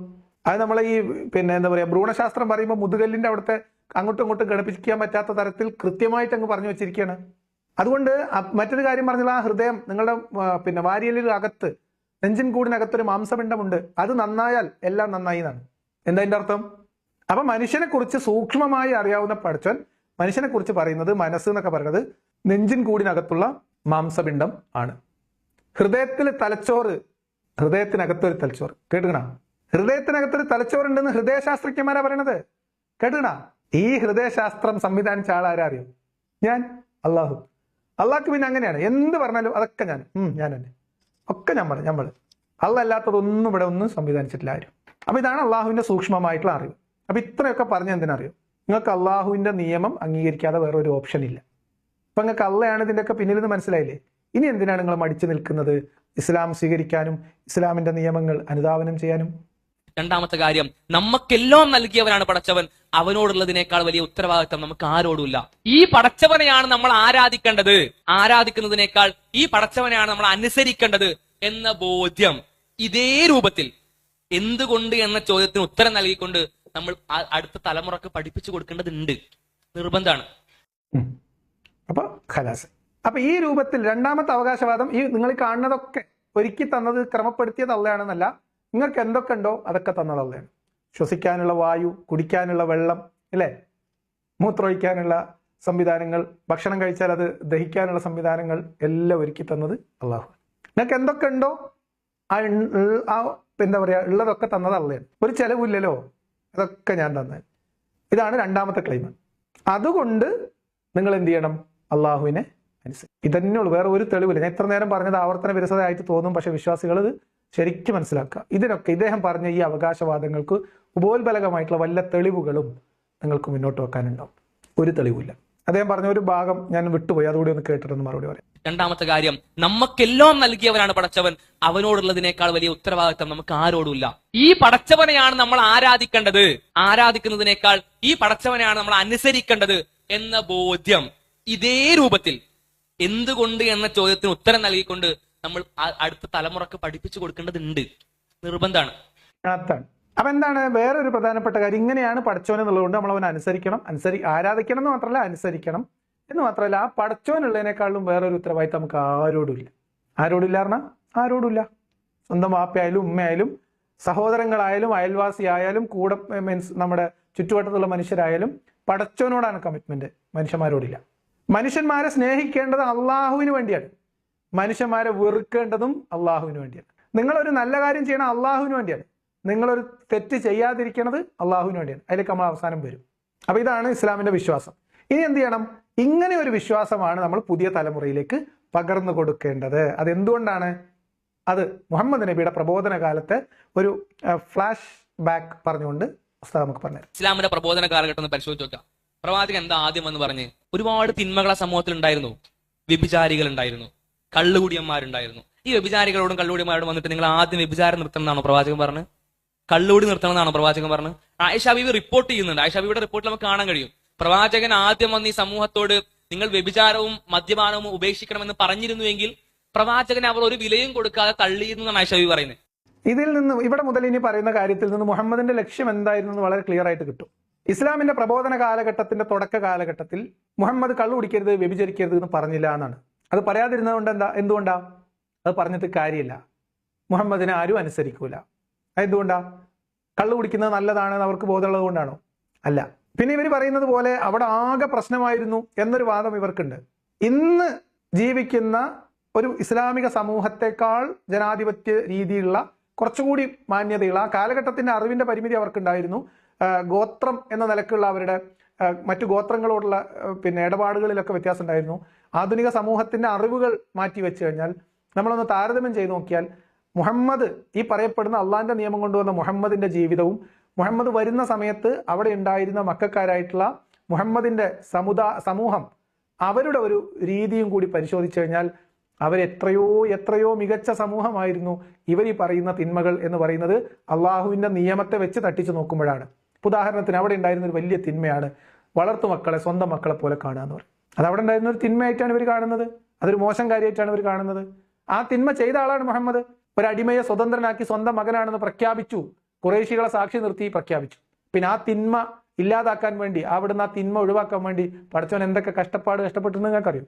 പടച്ചോൻ അതിനെടുത്ത റിസ്ക് എത്ര നിങ്ങൾക്കറിയോ? മുഹമ്മദ് നബിയുടെ ആത്മാഭിമാനം വരെ പണയം വെച്ചിട്ടാണ് വളർത്തുമക്കളെ സ്വന്തം മക്കളെ പോലെ കാണുന്നു എന്ന അനാചാരം അറേബ്യയുടെ മണ്ണിൽ നിന്ന് അള്ളാഹു തുടച്ചു നീക്കിയത്. അത് മനസ്സിലാക്കണം. ഇസ്ലാം അവിടെ തിന്മ വിരോധിക്കുകയും നന്മ സ്ഥാപിക്കുകയും ചെയ്യുന്നതിന്റെ ഘട്ടങ്ങളാണ്. പക്ഷെ ആ സമയത്തൊന്നും കള്ളു കുടിക്കുന്നത് ഹറാമാണെന്ന് പറയാൻ ആദ്യകാലത്ത് കഴിഞ്ഞിരുന്നില്ല. ഇതിനു വേണ്ടി വന്ന ഇസ്ലാം ആണെങ്കിൽ പോലും പിൽക്കാലത്ത് എല്ലാ തിന്മകളുടെയും താക്കോലാണ് മദ്യപാനം അല്ലെങ്കിൽ ലഹരി എന്ന് പറഞ്ഞ അള്ളാഹ്ക്ക് നേരെ വന്നിട്ട് നിങ്ങൾ കള്ളു കുടിക്കരുത്, നിങ്ങൾ വ്യഭിചരിക്കരുത് എന്ന് പറയാൻ കഴിയില്ലായിരുന്നു. അങ്ങനെ പറഞ്ഞ ആൾക്കാർ കൂടെ കൂടൂലായിരുന്നു എന്നാണ്. എന്ന് മാത്രമല്ല, മുഹമ്മദിന്റെ കൂടെ ആദ്യഘട്ടത്തിൽ കൂടിയത് ആ പ്രദേശത്തുണ്ടായിരുന്ന ഏറ്റവും മോശം ആളുകളാണ് എന്നതിന് ഈ ഉസ്താദ് തെളിവ് പറയും. അതായത് മക്കയിൽ ഉണ്ടായിരുന്ന വലിയ വലിയ കുടിയന്മാരൊക്കെ മുഹമ്മദിന്റെ കൂടെ ആയിരുന്നു എന്നതിന് ഈ ഉസ്താദിനെ തെളിവ് തരും. തെളിവ് എന്താന്ന് ഞാൻ പറഞ്ഞുതരാം. അപ്പൊ ഇതൊന്നും പറയാതെ മുഹമ്മദ് എന്ത് ചെയ്തു? ആദ്യം പോയിട്ട് എന്താണ് മുഹമ്മദ് പ്രബോധനം, അള്ളാഹിന്റെ നിയമം നടപ്പിലാക്കാൻ മുഹമ്മദ് അവലംബിച്ച രീതി എന്തായിരുന്നു? ഇന്നും പതിപോലെ 313 കാഴ്ചക്കാരുമായിട്ടാണ് നമ്മൾ ഇവിടെ ഇരിക്കുന്നത് കേട്ടോ. അത് നടക്കൂലായിരുന്നു. പ്രവാചകൻ എന്താ ചെയ്തത്? എങ്ങനെയാ കള്ളുകൂടി ഒഴിവാക്കിയത്? എങ്ങനെയാ മദ്യപാനം ഒഴിവാക്കിയത്? ഖുർആന്റെ അവതരണത്തിന്റെ രീതി നോക്കി നമുക്ക് കാണാൻ കഴിയും. അതെ, അതൊന്ന് ശ്രദ്ധിച്ച് കേൾക്കണം കേട്ടോ. എങ്ങനെയാണ് മുഹമ്മദ് നബിയുടെ ഇസ്ലാമിനെ അവിടെ ആളുകളുടെ ഇടയിൽ അവതരിപ്പിച്ച് ആളുകളെ അതിലേക്ക് ഇരുത്തുന്നത് അല്ലെങ്കിൽ അതിലേക്ക് ചേർക്കുന്നത് നമുക്ക് നോക്കാം. ഖുർആനിൽ ആദ്യം ഇറങ്ങിയ സൂറത്തുകൾ ഏതാ? ഇന്ന് നമ്മൾ കാണുന്ന ക്രോഡീകരിക്കപ്പെട്ട ഖുർആന്റെ ലാസ്റ്റ് ഭാഗമുള്ള കുറച്ച് സൂറത്തുകളാണ് ഖുർആനിൽ ആദ്യം ഇറങ്ങിയ സൂറത്തുകളുടെ ഗണത്തിൽപ്പെടുത്താൻ പറ്റുക. ഖാഫിന് ശേഷമുള്ള സൂറത്തുകളൊക്കെ. ആ സൂറത്തുകളിലേക്ക് പ്രധാന പ്രതിപാദ്യ വിഷയം നോക്കി നോക്കി എന്താ ഖുർആൻ പറയുന്നത്? അത് നോക്കിയാൽ മതി. ഇത് എല്ലാവരും വിശ്വാസികൾ ശ്രദ്ധിച്ച് കേൾക്കണം. ഇപ്പോൾ ഈ വ്യക്തി പറഞ്ഞ കാര്യം എല്ലാ വിശ്വാസികളും പരിഗണിക്കണം. ഇസ്ലാമിലെ ഖുർആനിന്റെ അവതരണം എന്ന ഈ അവകാശവാദം അത് ഇഖ്റ ബിസ്മി റബ്ബിക്കല്ലദീ ഖലഖ് എന്ന് പറയുന്ന ആ ഒരു സൂക്തം ഉൾപ്പെടുന്ന സൂറത്ത് മുതൽ ഇങ്ങോട്ട് ഏകദേശം സംഭവം വളരെ പെർഫെക്റ്റ് ആണെന്ന് നമുക്ക് പറയാൻ പറ്റില്ല. പക്ഷെ അതേ സമയത്ത് അത് പല തരത്തിലുള്ള ഗവേഷണത്തിന്റെ അടിസ്ഥാനത്തിൽ അതിന്റെ അവതരിച്ച ആ ഒരു ഓർഡറിൽ തന്നെ നിങ്ങൾക്ക് അതിന്റെ ക്രോണോളജിക്കൽ ഓർഡറിൽ ഖുർആനിന്റെ സൂറത്തുകളുടെ ലിസ്റ്റ് കിട്ടും. ആ സൂറത്തുകളുടെ ലിസ്റ്റ് ആ ക്രമത്തിലാണ് ജബ്ബാർ മാഷിന്റെ ഖുർആൻ ക്ലാസ് നടക്കുന്നതെന്നാണ് ഞാൻ മനസ്സിലാക്കുന്നത്. ആ ക്രോണോളജിക്കൽ ഓർഡറിൽ നിങ്ങൾ ഖുർആനിനെ മനസ്സിരുത്തി മുൻവിധികളില്ലാതെ വായിക്കാൻ ശ്രമിച്ചാൽ, പഠിക്കാൻ ശ്രമിച്ചാൽ, മക്ക കാലഘട്ടത്തിലെ ഖുർആൻ അവതരണ ഘട്ടം മുതൽ അങ്ങോട്ട് മദീന ഘട്ടം വരെയുള്ള ഖുർആനിന്റെ പ്രതിപാദ്യ വിഷയങ്ങൾ എന്തായിരുന്നു എന്ന് നിങ്ങൾ പരിശോധിക്കണം എന്നാണ് ഇപ്പോൾ ഇദ്ദേഹം പറഞ്ഞത്. ഞാനും അത് തന്നെ പറയുന്നു. മക്ക മുതൽ മദീനയിലേക്ക് പലായനം ചെയ്തു പോകുന്ന ഘട്ടം വരെയുള്ള ഖുർആനിന്റെ പ്രതിപാദ്യ വിഷയം മാത്രമല്ല, പ്രതിപാദന ശൈലിയും കൂടി നിങ്ങൾ വിലയിരുത്തണം. എങ്ങനെയാണ് ഖുർആൻ അവതരിപ്പിച്ചത്, എന്തൊക്കെയാണ് അന്ന് ഖുർആനിലൂടെ മുഹമ്മദ് നബി പറഞ്ഞിരുന്നത്, മദീനയിലേക്ക് എത്തിയപ്പോൾ എന്ത് മാറ്റം വന്നത് എന്നത് നമ്മളൊന്ന് വിലയിരുത്തുന്നത് ഇസ്ലാം എന്താണ് എന്ന് മനസ്സിലാക്കാൻ ഏറ്റവും പ്രധാനപ്പെട്ട ഒരു മാർഗമാണ്. ഞാൻ അവലംബിച്ച ഒരു മാർഗം കൂടിയാണ്. അത് നിങ്ങൾക്ക് പ്രയോജനപ്പെടുത്താവുന്നതാണ്. എല്ലാവർക്കും, എല്ലാ വിശ്വാസികളും അത് 2 തവണയെങ്കിലും ചെയ്യണം എന്നാണ് ഞാൻ പറയാം. ഈ പടച്ചോനുണ്ട്. ആ പടച്ചോന്റെ പ്രത്യേകത ഇതൊക്കെയാണ്. ഇതാണ് അള്ളാഹു. ഈ അള്ളാഹുവാണ് നിങ്ങളെ സൃഷ്ടിച്ചത്. ഇവനാണ് നിങ്ങൾക്കെല്ലാം നൽകിയത്. അങ്ങനെ ഒരു അള്ളാഹു നിങ്ങളെ നോക്കിയിരിക്കുന്നുണ്ട്. ഇന്ന റബ്ബക ലബിൽ മിർസാദ്. അവൻ പതിസ്ഥാനത്ത് തന്നെയുണ്ട്. അവനാണ് നിങ്ങൾക്കെല്ലാം നൽകിയത് എന്നടക്കമുള്ള ഖുൽ ഹുവല്ലാഹു അഹദ് അല്ലാഹു സമദ് ലം യലിദ് വലം യൂലദ് വലം യകുൽ ലഹു കുഫുവൻ അഹദ്. ആ പടച്ചവനെ പറ്റിയുള്ള മനോഹരമായ ഒരുപാട് വിശേഷണങ്ങൾ കാണാൻ കഴിയും ആ ഭാഗത്ത്. ഒന്ന് പടച്ചവനെ പരിചയപ്പെടുത്തി. 2 പരിചയപ്പെടുത്തിയത് ഇത്രയേ ഉള്ളൂ. അള്ള മാത്രമാണ് ദൈവം. ബാക്കി നിങ്ങൾ ആരാധിക്കുന്ന ഒന്നും ദൈവങ്ങളല്ല. അള്ള നിങ്ങളെ നോക്കിയിരിക്കുന്നുണ്ട്. നിങ്ങൾ അള്ളാനെ മാത്രം ആരാധിക്കണം. ഞാൻ അള്ള പറഞ്ഞയച്ച ആളാണ്. ഇതാണ് മുഹമ്മദ് നബിയുടെ ഒന്നാമത്തെ വാദം. അവിടെയാണ് നമ്മൾ ഇനി അവിടെ ഒന്ന് സംസാരിച്ചിട്ട് വേണം മുന്നോട്ട് പോകാൻ. ആ സമയത്ത് മക്കയിലുണ്ടായിരുന്ന ആളുകൾ ചോദിച്ചു, അള്ളാഹുവിനെ ഞങ്ങൾക്ക് അറിയാം, പക്ഷെ മുഹമ്മദെ, അള്ളാഹു നിയോഗിച്ച പ്രവാചകനാണ് താങ്കൾ എന്ന് താങ്കൾ തെളിയിക്കണം. ഞങ്ങൾ എങ്ങനെ വിശ്വസിക്കും? എന്ത് തെളിവുണ്ട്? മുഹമ്മദിന്റെ പ്രവാചകത്വത്തിന് തെളിവ് ചോദിക്കുകയാണ് മക്കക്കാർ മുഹമ്മദിനോട് ചെയ്ത ഏകപാതകം. മുഹമ്മദ് നബി പറയണു, എനിക്ക് മലയുടെ മുകളിൽ ജിബ്രീൽ ഇത് കൊണ്ടുതന്നു, വഹി കൊണ്ടുതന്നു, ഖുർആൻ കിട്ടി, ഞാൻ പ്രവാചകനാണ് എന്ന് പറയുന്നു. നമ്മൾ ഇന്നലെയും സംസാരിച്ച വിഷയം, വിശ്വാസികൾ ആവർത്തിച്ച് നമുക്ക് മറുപടി ഒന്നും വേണ്ട, നിങ്ങൾ നിങ്ങളുടെ മനസാക്ഷിയോട് നിങ്ങൾക്ക് ബോധ്യപ്പെടുന്ന ഒരു മറുപടി കിട്ടുന്നുണ്ടോ നോക്കുക. മക്കക്കാർ മുഹമ്മദിനോട് ചോദിച്ച ഏറ്റവും പ്രധാനപ്പെട്ടതും ആകെ ചോദിച്ച ഒരു ചോദ്യവും, മുഹമ്മദ് അള്ളാഹിനെ ഞങ്ങൾക്കറിയാം, ആ അള്ളാഹു പറഞ്ഞയച്ച പ്രവാചകനാണ് താങ്കൾ എന്ന് ഞങ്ങൾ എങ്ങനെ വിശ്വസിക്കും? എന്താണ് അതിന്റെ തെളിവ്? അങ്ങനെ തെളിവ് ചോദിക്കാൻ തുടങ്ങിയപ്പോൾ മുഹമ്മദ് നബി എന്താ പറഞ്ഞറിയാം? കേട്ടോളി. ആ ഭാഗങ്ങൾ ചെയ്ത വളരെ പ്രധാനപ്പെട്ട മറ്റൊരു കാര്യം, എന്താണ് സ്വർഗം എന്ന് അവർക്ക് പറഞ്ഞു കൊടുത്തു. സ്വർഗത്തിന്റെ മനോഹാരിതയെ പറ്റി ഖുർആൻ അവർക്ക് വിശദീകരിച്ചു കൊടുത്തു. ശേഷം എന്താണ് നരകം എന്നതിനെ പറ്റി പറഞ്ഞു കൊടുത്തു. നരകത്തിന്റെ ഭയാനകതയെ പറ്റി പറഞ്ഞു കൊടുത്തു. മുഹമ്മദിന്റെ പ്രവാചകത്വത്തിന് തെളിവ് ചോദിക്കുമ്പോൾ അള്ളാഹുവിന്റെ നരകത്തെക്കുറിച്ച് വിശദീകരിച്ചു കൊടുക്കും. നിങ്ങൾ വിശ്വസിക്കുകയാണെങ്കിൽ നിങ്ങൾക്ക് കിട്ടാൻ പോകുന്ന സ്വർഗത്തെക്കുറിച്ച് പറഞ്ഞു കൊടുക്കും. ഇതൊക്കെ ഉണ്ടാക്കിയ ആൾ അല്ല കേട്ടോ, അല്ല നിങ്ങളെ നോക്കിയിരിക്കുന്നുണ്ട് കേട്ടോ, നിങ്ങൾ ഈ ചെയ്യണമൊന്നും ശരിയല്ല കേട്ടോ, നിങ്ങൾ എന്താ ചെയ്യേണ്ടതെന്ന് നിങ്ങൾക്ക് പറഞ്ഞു തരാൻ വേണ്ടിയിട്ടാണ് എന്നെ അള്ള പറഞ്ഞയച്ചിട്ടുള്ളത് കേട്ടോ, അതുകൊണ്ട് നിങ്ങൾ ഇതിന്റെ കൂടെ കൂടിക്കോട്ടോ, ഇത് അള്ള തന്നതാണ് കേട്ടോ. ഇതാണ് ഈ ടോട്ടോ വെടികളല്ലാത്ത ഒന്നുമില്ല. അവർ ചോദിച്ചു, മുഹമ്മദിന്റെ പ്രവാചകത്വം എങ്ങനെ നിർണയിക്കപ്പെട്ടു? എങ്ങനെയാണ് മുഹമ്മദ് മറ്റുള്ളവരെ അത് ബോധ്യപ്പെടുത്തി കൊടുത്തത്? അന്നു മുതൽ ഇന്ന് വരെയുള്ള ഇസ്ലാമിനെ ഉൾക്കൊള്ളാൻ കഴിയാത്ത ആളുകൾ ചോദിക്കുന്ന ഏറ്റവും പ്രധാനപ്പെട്ട ചോദ്യം, ഞാൻ എന്റെ ടൈറ്റിലിൽ എഴുതി വെച്ചിട്ടുള്ളത് പോലെ ബോധ്യപ്പെട്ടാൽ വിശ്വസിക്കും. ഇതുവരെ ഉത്തരമില്ല. ഇനി അതും പോട്ടെ, വിശ്വാസികൾ വിടൂ, ഖുറൈശികളെ വിടൂ, നമ്മളെയൊക്കെ വിടൂ. മുഹമ്മദ് നബിയുടെ പ്രവാചകത്വം അള്ള പറഞ്ഞയച്ച മാലാക എന്റെ അടുത്ത് വന്നു എന്ന് മുഹമ്മദ് നബി എങ്ങനെയാണ് ഹിറാ ഗുഹയിൽ നിന്ന് കൺഫേം ചെയ്തത്? വിശ്വാസികൾ കണ്ണടച്ച് 1 മിനിറ്റ് മനസ്സിനൊന്ന് ശാന്തമാക്കിയിട്ട്, മനസ്സിന് എല്ലാ ഭാഗ്യങ്ങളും ഒഴിവാക്കി വിട്ടിട്ട്, മുഹമ്മദ് നബിയുടെ മുന്നിൽ ഹിറാ ഗുഹയിൽ പ്രത്യക്ഷപ്പെട്ടു എന്ന് മുഹമ്മദിന് തോന്നിയ ആ അശരീരി, അത് അള്ളാഹു മുഹമ്മദിന്റെ പ്രവാചകത്വം കൺഫേം ചെയ്തുകൊണ്ട് പറഞ്ഞയച്ച മാലാഖയായ ജിബ്രീലാണ് എന്ന് മുഹമ്മദിന് എങ്ങനെ അറിയാം? മുഹമ്മദ് അതിനു മുമ്പ് ജിബ്രീലിനെ കണ്ടിട്ടുണ്ടോ? അള്ളാന്റെ ഫോൺ നമ്പർ കയ്യിലുണ്ടോ? എന്ത് മാനദണ്ഡം വെച്ചിട്ടാണ് മുഹമ്മദ് എൻ്റെ അടുത്ത് വന്നത് ജിബ്രീലാണ്, അള്ള എന്നെ പ്രവാചകനായി നിശ്ചയിച്ചിട്ടുണ്ട് എന്ന് മുഹമ്മദ് എങ്ങനെ കൺഫേം ചെയ്തു? ഈ 2 കാര്യങ്ങൾ പ്രൂവ് ചെയ്യപ്പെടണം. അതെങ്ങനെയാ ചെയ്തതെന്നൊക്കെ ചില തഫ്സീറുകൾ എഴുതി വെച്ചിട്ടുണ്ട്. സുരാജ് ബഞ്ഞാറമ്മോട് പറഞ്ഞൊരു ഡയലോഗാണ് അതിന്, പെറ്റ തള്ള സഹിക്കല. അങ്ങനത്തെ വെരിഫിക്കേഷനാണ് വന്നത് ജിബ്രീലാണോ മാലാഖയാണോ എന്ന്. ഇനി അതും അവിടെ നിൽക്കട്ടെ. മുഹമ്മദ് നബി എന്തിനാണ് ഹിറാ ഗുഹയിൽ പോയത്? മുഹമ്മദ് നബിയെ ഖദീജ ബീവി സ്വന്തമാക്കുന്നതും ജോലിക്കെടുക്കുന്നതും ഒക്കെ ഒരു കച്ചവടത്തിലുള്ള ഒരു നൈപുണ്യം ഒക്കെ കണ്ടിട്ടാണ്. പിന്നെ അദ്ദേഹത്തിന്റെ സൗന്ദര്യം ഉണ്ടായിട്ടുണ്ടാവും, എനിക്കറിയില്ല. അങ്ങനെ ഖദീജ ബീവിക്ക് ആകർഷണം തോന്നി. മുഹമ്മദിനോട് ഖദീജ അങ്ങോട്ട് സ്വന്തം തോഴിയെ വിട്ട് കല്യാണാലോചന നടത്തി. അങ്ങനെ കല്യാണം നടന്നു. ആ കല്യാണത്തിന് ശേഷം മുഹമ്മദ് ഖദീജയുടെ ഭർത്താവായിട്ട് അവിടെ ജീവിക്കുമ്പോൾ അത്രയും പൈസക്കാരിയായിട്ടുള്ള, സമ്പത്തുള്ള, കച്ചവടക്കാരിയായിട്ടുള്ള ഒരു സ്ത്രീയുടെ ഭർത്താവായിട്ടുള്ള മുഹമ്മദ് ഈ മലയുടെ മുകളിലേക്ക് ഹിറാ ഗുഹയിൽ പോയി എന്തോ പ്രതീക്ഷിച്ചിരിക്കുകയായിരുന്നു എന്ന് വേണമല്ലോ നമുക്ക് അനുമാനിക്കാൻ. എന്തും പ്രതീക്ഷിച്ചിരുന്നതാ? വെറുതെ ഒരു സമയം പോക്കിന് ഹിറാ ഗുഹയിലേക്ക് പോയിരിക്കുമ്പോൾ കച്ചവടക്കാരിയായിട്ടുള്ള ഭാര്യ ഈ കഞ്ഞിയും കലമായിട്ട് ആ മല കയറി പോകേണ്ട വല്ല കാര്യമുണ്ടോ? അതെന്തിനാ പോയിരുന്നത്? അപ്പൊ മുഹമ്മദ് അവിടെ എന്തോ പ്രതീക്ഷിച്ചിരുന്നു. ഖദീജക്കും എന്തോ ഒരു പ്രതീക്ഷ ഉണ്ടായിരുന്നു. അതെന്തായിരുന്നു? ഇതൊക്കെ യുക്തിഭദ്രമായ നിങ്ങളുടെ ചിന്തക്ക് വിടുന്നു. നിങ്ങൾ ആലോചിക്കുക, നിങ്ങൾ ഉത്തരം കണ്ടെത്തൂ. എനിക്കൊന്നും പറഞ്ഞു തരണ്ട. എനിക്ക് ബോധ്യപ്പെട്ടാൽ വിശ്വസിക്കും, അത് വേറെ കാര്യം. അത് അങ്ങനെ പറഞ്ഞിട്ട് തന്നെയാണ്. ബോധ്യപ്പെട്ടാൽ വിശ്വസിക്കും, അഭിപ്രായം മാറ്റും, ഒരു സംശയമില്ല. തെളിവ് വേണം. അപ്പൊ ഇത്രയും ലളിതമായിട്ട് അവിടെ തീരുന്നതേ ഉള്ളൂ ഇസ്ലാമിന്റെ അവകാശവാദങ്ങൾ. കാരണം നേരത്തെ പറഞ്ഞ ഇതൊക്കെ ചെയ്തത് ഞാനാണ് എന്ന് അള്ള പറയുന്നു എന്ന് പറയുന്നത്, അള്ള ഇത് എന്നോട് പറഞ്ഞിട്ടുണ്ട് എന്ന് മുഹമ്മദ് പറയുന്നതൊക്കെ ഈ വഹയിന്റെ അടിസ്ഥാനത്തിലാണ്.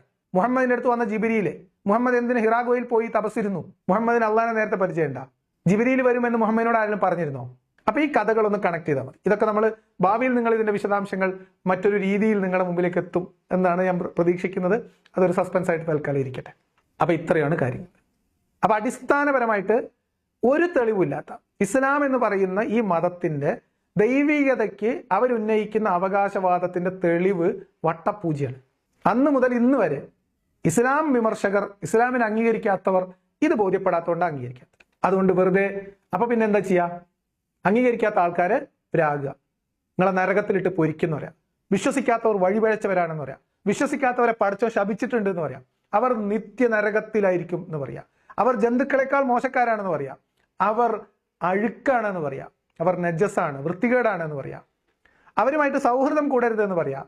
അവരുമായിട്ട് ചങ്ങാത്തമാവരുത്, അവരിൽ നിന്ന് ബന്ധുക്കളെ സ്വീകരിക്കരുത്. വേറെ എന്ത് തെളിവ്?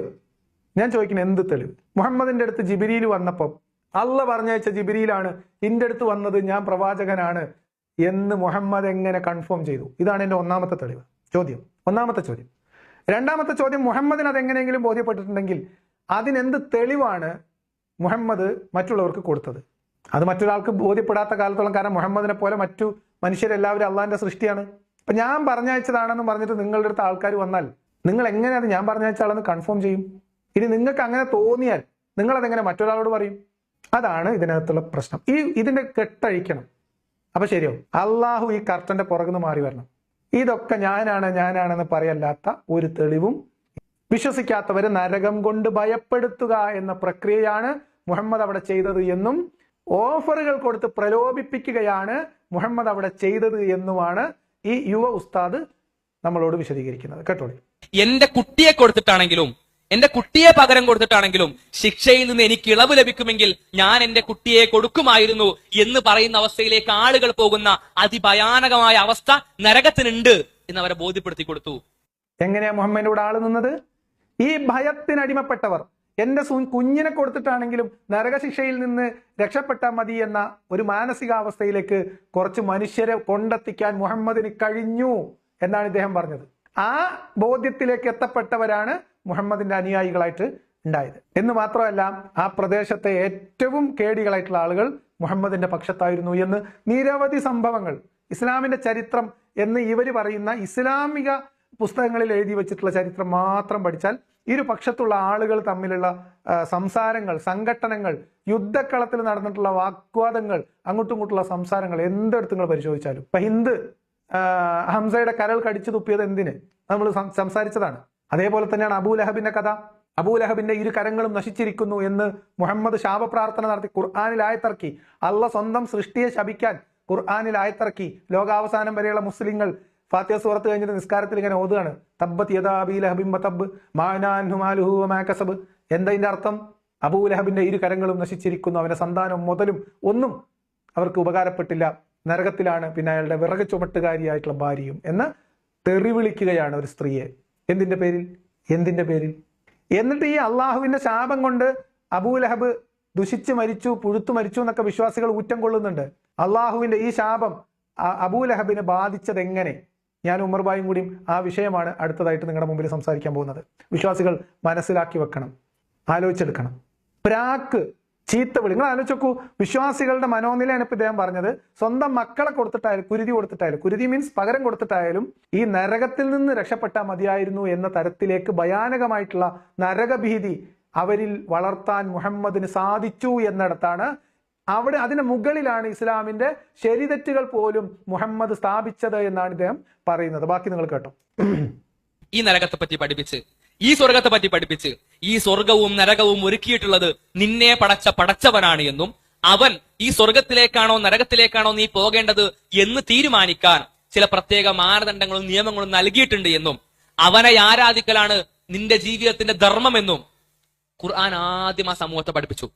ആദ്യം ഈ ഭയത്തിനും ഈ പ്രലോഭനത്തിനും വിധേയരാക്കി വെച്ചതിന് ശേഷമാണ് മുഹമ്മദ് ഇസ്ലാം സ്ഥാപിച്ചത്. ഇസ്ലാം കെട്ടിപ്പൊക്കിയത് നുണകളും ഭീതിയും കൊണ്ടാണ്. ഇത് നമ്മൾ പറയാറുണ്ട്. ഇസ്ലാം എന്ന് പറയുന്നത് ഒരു വലിയ നുണയാണ്. ഇസ്ലാമിന്റെ മുകളിൽ ഇസ്ലാമിലേക്ക് ആളുകൾ ആകർഷിക്കാൻ നിങ്ങളുടെ കയ്യിലുള്ളത് ആകെ മരണഭയവും നരകഭയവും മാത്രമാണ് എന്ന് നിരന്തരം ഞാൻ പറഞ്ഞുകൊണ്ടിരിക്കുന്നുണ്ട്. അതല്ലാത്തതൊന്നും നിങ്ങളുടെ കയ്യിലില്ല. ഇസ്ലാമിന്റെ കയ്യിൽ അങ്ങനെ ഒരു സാധനമില്ല. മുഹമ്മദ് നബിക്കും അങ്ങനെ ഒരു സംഭവം ഇതല്ലാതെ ഉണ്ടായിരുന്നില്ല എന്ന് പലപ്പോഴും ഞാൻ പറഞ്ഞിട്ടുണ്ട്. ഇത് ഉസ്താദിന്റെ വായി കൂടെ തന്നെ കേൾക്കുമ്പോൾ നിങ്ങൾക്ക് സമാധാനമായില്ലേ? വേറെ എന്താ ഉള്ളത് കൂട്ടരെ? വിശ്വാസികളൊന്ന് ഇശാൻസ്കാരൊക്കെ കഴിഞ്ഞിട്ട് കിടക്കുമ്പോൾ ഒന്ന് ആലോചിച്ചോക്കെ. ഫസ്റ്റ് ഈ സംഭവങ്ങൾ പഠിപ്പിച്ചു. പടച്ചോനുണ്ട്, അവനെ ആരാധിക്കണം, അവനെയാണ് ആരാധിക്കേണ്ടത്, അവൻ ആരാധിച്ചാൽ ഇത്ര മനോഹരമായ സ്വർഗം നൽകും, ആരാധിച്ചിട്ടില്ലെങ്കിൽ ഇത്ര ഭയാനകരമായ നരകം നൽകും. എന്നിട്ട് എന്ത് ചെയ്തു? എന്നിട്ട് പറഞ്ഞു, നിങ്ങള് മദ്യപാനം നിർത്തിൻ, നിങ്ങൾ വ്യഭിചാരം നിർത്തിയോ? ഇതൊക്കെ പറഞ്ഞിട്ട് കള്ള് കുടിച്ചാൽ സ്വർഗത്തിൽ പോകും, നരകത്തിൽ പോകും. ആ നരകത്തിന്റെ ഭയാനകത സ്വന്തം മക്കളെ കൊടുത്തിട്ടാണ് രക്ഷപ്പെടണേ പഠിച്ചോനെ എന്ന അവസ്ഥയിൽ നിൽക്കുകയാണ്. അപ്പൊ കള്ള് കുടിക്കാതിരുന്നാൽ സ്വർഗം കിട്ടും. അവിടുത്തെ വിഭവങ്ങളെ കുറിച്ച് പ്രത്യേകം പറഞ്ഞിട്ടുണ്ട്. അപ്പോൾ കള്ളുകുടി നിർത്തി എന്നാണ്. ഇസ്ലാമിൽ മനുഷ്യനെ നന്മ തിന്മ ബോധ്യപ്പെടുത്തുന്ന വിധമാണ് ഇപ്പൊ ഇദ്ദേഹം പറഞ്ഞത് കേട്ടോ, വിശദീകരിച്ചത്. ഇസ്ലാം ഭൂമിയിൽ ധർമ്മം സ്ഥാപിക്കുന്നതിനെ, മനുഷ്യരെ ധാർമ്മിക ചിന്തയിലേക്ക് നയിക്കുന്നതിന്റെ സൈക്കോളജിക്കൽ ട്രീറ്റ്മെന്റ് എന്താണെന്നാണ് പുസ്തകം പറഞ്ഞത്, ഞാൻ പറഞ്ഞതല്ല. എങ്ങനെയുണ്ട്? ഈ കോലത്തിൽ ധർമ്മം പഠിച്ചവരാണ് കൂട്ടരെ നിങ്ങൾ ഈ കാണുന്ന ലോകത്ത് ഇന്ന് കാണുന്ന ഈ അസമാധാനത്തിന്റെ ഒക്കെ, മതം കൊണ്ടുള്ള അസമാധാനത്തിന്റെ ഒക്കെ പ്രശ്നക്കാർ. ഇങ്ങനെയാ ഇവർ ധർമ്മം പഠിപ്പിക്കുന്നത്. ഇതിന്റെ മറ്റൊരു പതിപ്പാണ് അലിയാർ കാസിമി പറഞ്ഞത്. ഇസ്ലാം അരുതെന്ന് പറഞ്ഞതൊക്കെ അരുത് എന്ന് ഇവർക്ക് ചിന്ത വരുന്നത് എപ്പോഴാ? ഈ നരകത്തിന്റെ പേടി ഉണ്ടാകുമ്പോഴാ, അല്ലാതെ അത് എന്തുകൊണ്ട് എന്നുള്ളതല്ല. ഇതൊക്കെ വന്നിട്ടാണ് മദ്യം നിരോധിച്ചത്. ഇനി മദ്യത്തിന്റെ കാര്യവും വ്യഭിചാരത്തിന്റെ കാര്യം കൂടി പറഞ്ഞിട്ട് നമുക്ക് നിർത്താം. നിർത്തി എന്ന് മാത്രമല്ല, ആ നിർത്തലിന്റെ ഭംഗി പോലും നമുക്ക് വലിയൊരു കവിത എഴുതാൻ മാത്രം ചരിത്രത്തിൽ നമുക്ക് വായിച്ചെടുക്കാൻ കഴിയും. ചില ചരിത്രത്തിലൊക്കെ പറയുന്നത് മദ്യത്തിന്റെ പുഴ ഒഴുകിയെന്നാണ്. മദ്യത്തിന്റെ പുഴ ഒഴുകിയിട്ട് അവിടെ മുളച്ച പുല്ലുണ്ടല്ലോ, ആ പുല്ല് കഴിച്ച് ആ പുല്ല് ഭക്ഷിച്ച തങ്ങളുടെ കന്നുകാലികളുടെ ഇറച്ചി ഞങ്ങൾ കഴിക്കില്ല എന്ന നിലപാടുകളിലേക്ക് ആളുകൾ എത്തി. അത്രത്തോളം മദ്യപാനം ഉപേക്ഷിച്ചു. എന്തുകൊണ്ടാണ് ഇത്രത്തോളം മദ്യപാനം ഉപേക്ഷിച്ചത്? അവരുടെ മനസ്സിനുള്ള ആദ്യം പടച്ചോൻ, പരലോകം, നരകം, സ്വർഗം എന്ന ബോധ്യങ്ങൾ ഇട്ടുകൊടുത്തു. അല്ലെങ്കിൽ അവരെ ചെയ്യൂലായിരുന്നു. കാരണം ഇനി ഇവിടെ നിങ്ങൾ കുറച്ചുകൂടി ലോജിക്കലായിട്ടുള്ള ഒരു കാര്യം ഞങ്ങൾക്ക് പറയാം. അറേബ്യയിൽ ഉണ്ടായിരുന്ന അന്നത്തെ വലിയ കുടിയന്മാരൊക്കെ മുഹമ്മദിന്റെ കൂടെ ആയിരുന്നു. വലിയ അക്രമകാരികൾ മുഹമ്മദിന്റെ കൂടെ ആയിരുന്നു. ഞാൻ നിങ്ങളോട് പറഞ്ഞിട്ടില്ലേ, മുഹമ്മദ് മക്കയിൽ നിന്ന് മദീനയിലേക്ക് മുഹമ്മദിന്റെ യാത്രയും ലക്ഷ്യവും അതിന്റെ രാഷ്ട്രീയവും ഒക്കെ മനസ്സിലാക്കിയ ചില കേടികൾ, ഒരു ചെറിയ സംഘത്തിനകത്ത് കയറിയിട്ട് ഹീറോ ആവാൻ പറ്റുന്ന ചില മിടുക്കന്മാരുണ്ടാവും, ഉമറിനെ പോലെയുള്ള ആളുകൾ. അവരും ഇസ്ലാമിന്റെ കൂടെ കൂടി. ഞാൻ എന്തുകൊണ്ടാണ് അത് പറഞ്ഞത്? ഈ പേടിയും സ്വർഗ കൊതിയും ഒക്കെ കൊടുത്തിട്ട് നിങ്ങൾ ആലോചിക്കണം, മദ്യം നിരോധിക്കുന്ന സമയത്ത് മദീനയുടെ തെരുവുകളിൽ മദ്യപ്പുഴയൊഴുകി എന്നാണ് പറയുന്നത്. അപ്പൊ മുഹമ്മദിന്റെ കൂടെ ഉണ്ടായിരുന്ന വിശ്വാസികളുടെ വീടുകളിൽ എത്ര കന്നാസുകളിൽ, എത്ര ക്യാനുകളിൽ, എത്ര ബാരലുകളിൽ മദ്യം സൂക്ഷിച്ചു വെച്ചിട്ടുണ്ടായിരുന്നിരിക്കണം. ഈ ആയത്ത് വരുന്നത് വരെ ഇവർ എത്രമാത്രം കുടിച്ച് കൂത്താടിയിട്ടുണ്ടായിരുന്നിരിക്കണം. മദ്യത്തിൽ കഴിഞ്ഞുകൂടിയ ഒരു സമൂഹം. ഇനി മുഹമ്മദിന്റെ കൂടെ ഉണ്ടായിരുന്ന ആളുകൾ മദ്യപാനികളാണ് ഏറിയ പേരും എന്ന് പറയാൻ വേറൊരു കാരണം കൂടി പറഞ്ഞുതരാം. മുഹമ്മദ് ഇവർക്ക് സ്വർഗത്തിൽ കൊടുത്ത ഓഫർ എടുത്ത് നോക്കിയാൽ മതി. ഇസ്ലാം ഇപ്പൊ തിന്മയായിട്ട് സ്വർഗം കാണിച്ചും നരകം കാണിച്ചും ഈ ലോകത്തുനിന്ന് ഇല്ലാതാക്കിയ പ്രധാനപ്പെട്ട 2 തിന്മകളിൽ ഒന്ന് മദ്യവും ഒന്ന് വ്യഭിചാരമാണല്ലോ, തിന്മകള്. ഇവർക്ക് ഇതിന് പകരം മുഹമ്മദ് എന്താ കൊടുത്ത്? നിങ്ങൾക്ക് അവിടെ, നിങ്ങളിപ്പോ മദീനയുടെ തെരുവിൽ ഈ മണലിൽ ഒഴുകുന്ന ഈ നദിയല്ല, നിങ്ങൾക്ക് അവിടെ എത്ര എടുത്താലും പറ്റാത്ത മദ്യത്തിന്റെ പുഴകൾ നിങ്ങൾക്ക് അവിടെ അള്ളാഹു ഒരുക്കി തരും. നിങ്ങൾ ഇപ്പൊ അത് കുടിക്കല്ലിട്ടോ എന്നവർ. എന്നിട്ട് അവിടെ ഓഫർ കൊടുത്തു, കൂടുതൽ കിട്ടും, മരണമില്ലാത്ത കാലം അനന്തമായിട്ട് നിങ്ങൾക്ക് സ്വർഗത്തിൽ കുടിക്കാം, എളുപ്പ തൽക്കാലം അത് കുടിക്കല്ലേ. ഈ ഓഫറിൽ നിന്ന് നമുക്ക് എന്താ ബോധ്യപ്പെടുന്നത്? മുഹമ്മദിന്റെ കൂടെയുള്ള, മുഹമ്മദിനെ അംഗീകരിക്കുന്ന ആളുകളെ പ്ലീസ് ചെയ്യാൻ സ്വർഗത്തിൽ പോലും മുഹമ്മദിന് കൊടുക്കാൻ പറ്റിയിരുന്ന 2 ഓഫറുകളിൽ ഒന്ന് മദ്യമാണെന്നല്ലേ? രണ്ടാമത്തത്, അത് അംഗീകരിച്ചുകൊണ്ട് അവർ ഇവിടെ മദ്യം കഴിക്കേണ്ടതില്ല എന്ന് തീരുമാനിക്കുമ്പം ഇവരുടെ വീടിന് മുന്നിലൂടെ പുഴയൊഴുകി എന്ന് പറഞ്ഞാൽ ഇവര് അതുപോലത്തെ കുടിയന്മാരായിരുന്നു എന്നല്ലേ? നിങ്ങൾക്ക് വിശ്വാസമാവണില്ലെങ്കിൽ നമുക്ക് മക്കം ഫത്ഹിലേക്ക് തിരിച്ചു പോവാം. മക്ക, മുഹമ്മദിന്റെ ആൾക്കാർക്ക് ഒട്ടുമില്ലാത്ത മക്കയെ മുഹമ്മദ് ഒരു കെണി സന്ധി ഉണ്ടാക്കിയിട്ട്, ഹുദൈബിയ സന്ധി ഉണ്ടാക്കി അവിചാരിതമായിട്ട് മക്കയെ 4 ഭാഗത്തുനിന്നും വളഞ്ഞ് മക്കയെ കീഴ്പ്പെടുത്തി ആ മക്കയെ ഇസ്ലാമിക രാഷ്ട്രമാക്കി അവിടെ ഇസ്ലാമിന്റെ ഭരണം സ്ഥാപിക്കുമ്പോൾ അവിടെ വിഗ്രഹങ്ങളെ തച്ചുടച്ച് കളയുന്നത് കിതാബിൽ എഴുതി വെച്ചിട്ടുണ്ട്. നിങ്ങൾ ഏതെങ്കിലും കിതാബിൽ, ഞാൻ വായിച്ചിട്ടില്ല, ഞാൻ എല്ലാ കിതാബും വായിച്ച ആളൊന്നും അല്ലല്ലോ, അതുകൊണ്ട് ഞാൻ ചോദിക്കുകയാണ്, വിശ്വാസികൾ ചോദിക്കുക, ഉസ്താദന്മാരോട് ചോദിക്കുക, മദീനയിൽ മദ്യം നിരോധിക്കുന്ന സമയത്ത് മുസ്ലിം സമൂഹം മദ്യം ഒഴുക്കിക്കളഞ്ഞിട്ട് പുഴ വന്നതുപോലെ മക്കയുടെ തെരുവിൽ മക്ക ഇസ്ലാം ആശ്ലേഷിച്ചപ്പോൾ അവിടെ മദ്യത്തിന്റെ ഒരു നീർച്ചാലെങ്കിലും ഒഴുകിയിട്ടുണ്ടോ? തെളിവുണ്ടോ? ഗ്രന്ഥത്തിൽ തെളിവുണ്ടോ? അപ്പൊ എവിടെയായിരുന്നു കള്ളുടിയന്മാരൊക്കെ? കള്ളുടിയന്മാർ എവിടെയായിരുന്നു? വിഗ്രഹങ്ങളെ തച്ചുടച്ചതും ദൂരെ ഏതോ ദിക്കിൽ വിഗ്രഹം ഉണ്ടെന്ന് പറഞ്ഞിട്ട് അവിടെ ആളെ പറഞ്ഞതൊക്കെ നമുക്ക് കിതാബിൽ കിട്ടും. ഏറ്റവും വലിയ കുടിയന്മാരൊക്കെ ഇവിടെ ആയിരുന്നു എങ്കിൽ മദീനയിലെ ഒഴുകിയതിനേക്കാളും വലിയ പുഴയൊഴുകി അത് കടലിനോട് ചേരണ്ടേ മക്ക? സംഭവിച്ചില്ല.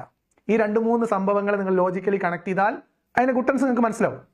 ഇനി മദ്യം മുഹമ്മദ് നിരോധിക്കുന്നത് അത് അവരനുസരിക്കുന്നത് പോലും അള്ളാന്റെ നരകത്തെ പേടിച്ചിട്ടാണ് എന്ന് ഇവർ പറയുമ്പോൾ നിങ്ങൾക്ക് ഇങ്ങനെ ഒരുപാട് ഓവറാക്കി വിശദീകരിക്കുമ്പോൾ ബോറടിക്കുന്നുണ്ടാവും. പക്ഷെ ഇത് വിശ്വാസികൾക്ക് വേണ്ടിയിട്ടുള്ള ക്ലാസ് ആയതുകൊണ്ട് നിങ്ങൾ അതിനോട് സദയം ക്ഷമിക്കണം. ഇനി നിങ്ങൾ ആലോചിക്കുക, ഈ മദ്യത്തെക്കുറിച്ച് മുഹമ്മദ് ഇവർ മദ്യപാനം ഒഴിവാക്കുന്നത് നരകത്തെ പേടിച്ചും സ്വർഗത്തിൽ നാളെ കിട്ടാൻ പോകുന്ന മദ്യപ്പുഴകൾ കൊതിച്ചുമാണ് എന്ന് നിങ്ങൾ മനസ്സിലാക്കി വെച്ചിട്ട് നിങ്ങൾ ആലോചിക്കും, മുഹമ്മദ് അല്ലാതെ മദ്യത്തിന്റെ പ്രശ്നങ്ങൾ മുൻനിർത്തിയിട്ടാണോ മദ്യം നിരോധിച്ചത്? മുഹമ്മദിന് മദ്യം നിരോധിക്കേണ്ട ഘട്ടമുണ്ടായി, മദ്യം നിരോധിക്കാതെ മുന്നോട്ട് പോകാൻ കഴിയാത്ത അവസ്ഥയുണ്ടായി. 2-3 അനുഭവങ്ങൾ പറയാം. ഒന്ന്, ബദറിലെ ഇവരുടെ വിജയത്തിന് ശേഷം അവിടെ കുടിച്ച് കൂത്താടി നിൽക്കൊണ്ടിരിക്കുന്ന ഹംസയാണെന്നാണ് എൻ്റെ ഓർമ്മ. അവർ തമ്മിൽ കുടിച്ച് ബഹളം ഉണ്ടാക്കി, കച്ചറ ഉണ്ടാക്കി, ഒരു അലിക്ക് വേണ്ടിയോ വേറെ എന്തോ ഒരു ആവശ്യത്തിന് വേണ്ടി മാറ്റിവെച്ച ഒട്ടകത്തിന് ഹംസ അദ്ദേഹത്തിന്റെ കൂടെ ഉണ്ടായിരുന്ന ഏതോ സ്ത്രീയുടെ പ്രലോഭനത്തിന് വേണ്ടി ആ ഒട്ടകത്തിനെ കൊന്നു. അപ്പൊ അത് ചോദിക്കാൻ ചെന്ന അലി, ഇവർ തമ്മിൽ കച്ചറ ഉണ്ടായി, ഒട്ടകത്തിന്റെ തലയെടുത്തിട്ട് അടിച്ചു ഹംസ. ഇതറിഞ്ഞ് മുഹമ്മദ് ചോദിക്കാൻ ചെന്നപ്പം മുഹമ്മദിനെ ഹംസ അധിക്ഷേപിച്ചു, നീ എന്റെ വാപ്പാന്റെ അടിമയാണ്, മുണ്ടാണ്ടിക്ക അവിടെ എന്ന് പറഞ്ഞു മുഹമ്മദിനോട്. മദ്യം കൊണ്ടുള്ള ബുദ്ധിമുട്ട് മുഹമ്മദിനെ ബാധിച്ചു തുടങ്ങി. അധികാരം, അംഗബലം, കൊള്ള, ഇവര് തമ്മിലുള്ള പ്രശ്നങ്ങൾ. നമസ്കാരം നിർബന്ധാക്കി. നിസ്കരിക്കാൻ എഴുന്നേറ്റ് നിന്ന ആള് സൂറത്ത് ഓതിയിട്ടും തീരാത്ത അവസ്ഥയിൽ നാക്ക് കുഴഞ്ഞ് സ്വയബോധമില്ലാതെ നിസ്കരിക്കാൻ മണ്ണ് ഇങ്ങനെ നിൽക്കുക. അവിടെ വെച്ച് നിസ്കരിക്കുമ്പോൾ നിങ്ങൾ കള്ളു കുടിച്ച് വരരുതേ എന്ന് ചെറിയൊരു വിലക്ക്, നിസ്കരിക്കാത്ത സമയത്ത് കുടിക്കാം. അതും കഴിഞ്ഞ് ഉഹദിന്റെ തോൽവിയുടെ കാരണം പ്രധാനമായിട്ടും മദ്യമായിരുന്നു എന്ന് വിലയിരുത്തിയിട്ടാണ് മദ്യം പൂർണ്ണമായിട്ട് നിരോധിച്ചത്. അല്ലാതെ കള്ളു കുടിച്ചിട്ട് ഇവരുടെ കുടുംബം കോഞ്ഞാട്ടാവും, ഇവരുടെ ലിവർ കംപ്ലൈന്റ് ആവും എന്ന് വിചാരിച്ചിട്ട് മുഹമ്മദ് കള്ളു കുടിക്കേണ്ടായിരുന്നതാണോ? ഇത്രയും കാര്യങ്ങൾ നിങ്ങൾ ഒന്ന് സ്വസ്ഥമായിട്ടിരുന്ന് വിശകലനം ചെയ്താൽ മനസ്സിലാവും. ഇസ്ലാമിലെ എല്ലാ നിയമങ്ങൾക്കും ഇങ്ങനെ ചില കാരണങ്ങളുണ്ട്. അപ്പൊ ഇങ്ങനെയാണ് ഇസ്ലാം കള്ളുകൂടി നിർത്തലാക്കിയത്. ഇനി അടുത്തത് പറട്ടെ. വ്യഭിചാരത്തിന്റെ കാര്യത്തിലോ, പ്രവാചകനെ ഞാൻ വ്യഭിചരിച്ചിട്ടുണ്ട്, എന്നെ എറിഞ്ഞു കൊല്ലണം എന്ന് പറഞ്ഞുകൊണ്ട് പ്രവാചകന്റെ മുന്നിലേക്ക് ആളുകൾ വരികയാണ്. പ്രവാചകൻ പറഞ്ഞോണ്ട് സ്ത്രീയോട്, നീ വ്യഭിചരിച്ചിട്ടുണ്ടാവില്ല, ചിലപ്പോൾ ഒരു ചുംബനം കൊടുത്തിട്ടേ ഉണ്ടാവുള്ളൂ, ശരിക്കും ആലോചിച്ചോക്കെന്ന് ചോദിച്ചു. അവർ സമ്മതിച്ചില്ല, ഞാൻ വ്യഭിചരിച്ചിട്ടുണ്ട് എന്ന് പറഞ്ഞു. ഇത് അക്ഷരാഭ്യാസം ഇല്ലാത്തവൻ മഹാകാവ്യം എഴുതുന്നതിന്റെ പ്രശ്നമാണ്. അതായത് ഇത് ഭയങ്കരമായിട്ട് ഹൈലൈറ്റ് ചെയ്യാൻ വേണ്ടിയിട്ടാണ് ഇങ്ങനത്തെ ഉടായ്പ കഥകളൊക്കെ ആയിട്ട് വരിക. ഒരു സ്ത്രീ വന്നിട്ട് മുഹമ്മദ് നബിനോട് പറയാണ്, വ്യഭിചാരം നിഷിദ്ധമാക്കിയ സമയത്ത് പെണ്ണ് വന്നിട്ട് പറയാണ്, ഒരു സ്ത്രീ വന്നിട്ട് പറയാണ്, നബിയെ ഞാൻ വ്യഭിചരിച്ചു പോയി. മുഹമ്മദ് നബി പറഞ്ഞാൽ അനുസരിക്കണം അതേ മനുഷ്യന്മാരാ. ഞാൻ വ്യഭിചരിച്ചു, ഇല്ല എനിക്ക് തോന്നിയതായിരിക്കും, നിങ്ങൾ ചിലപ്പോൾ വെറുതെ കിസ് ചെയ്തിട്ടുണ്ടാവുള്ളൂ. മുഹമ്മദ് നബി പറഞ്ഞത് ഞാൻ പറഞ്ഞതല്ല, ഇദ്ദേഹം പറഞ്ഞാണ്, എന്റെ മെക്കിട്ട് കയറരുത്. എന്നിട്ട് ഈ പെണ്ണിനെ പറഞ്ഞയച്ചു, സ്ത്രീയെ പറഞ്ഞയച്ചു. എടാ സ്ത്രീ ഗർഭിണിയാണെന്ന് അറിഞ്ഞപ്പോൾ വീണ്ടും തിരിച്ചു വന്നു. ഇനിയിപ്പോൾ എന്തായാലും ഗർഭിണി ആയിലേക്ക് പോയിട്ട് വാ, പ്രസവിച്ചിട്ട് വാ. പ്രസവിച്ചിട്ട് പെണ്ണ് വീണ്ടും തിരിച്ചു വന്നു. പ്രസവിച്ചിട്ട് വന്നപ്പം നീ കുട്ടിക്ക് പാലൊക്കെ കൊടുക്കാനുള്ളതല്ലേ, പോയി പാലൊക്കെ കൊടുത്തിട്ട് വാ. അപ്പൊ മുഹമ്മദ് നബിക്ക് താല്പര്യം ഉണ്ടായിരുന്നില്ല എന്തിന്? ശിക്ഷിക്കാൻ. കാരണം ഓരോ യുദ്ധത്തിന് പോകുന്നിടത്തും ഇവന്മാര് കാട്ടിക്കൂട്ടുന്നത് എന്തൊക്കെയാണെന്ന് നേരിട്ട് കണ്ടിട്ടുള്ള ആളാണല്ലോ മുഹമ്മദ് നബി.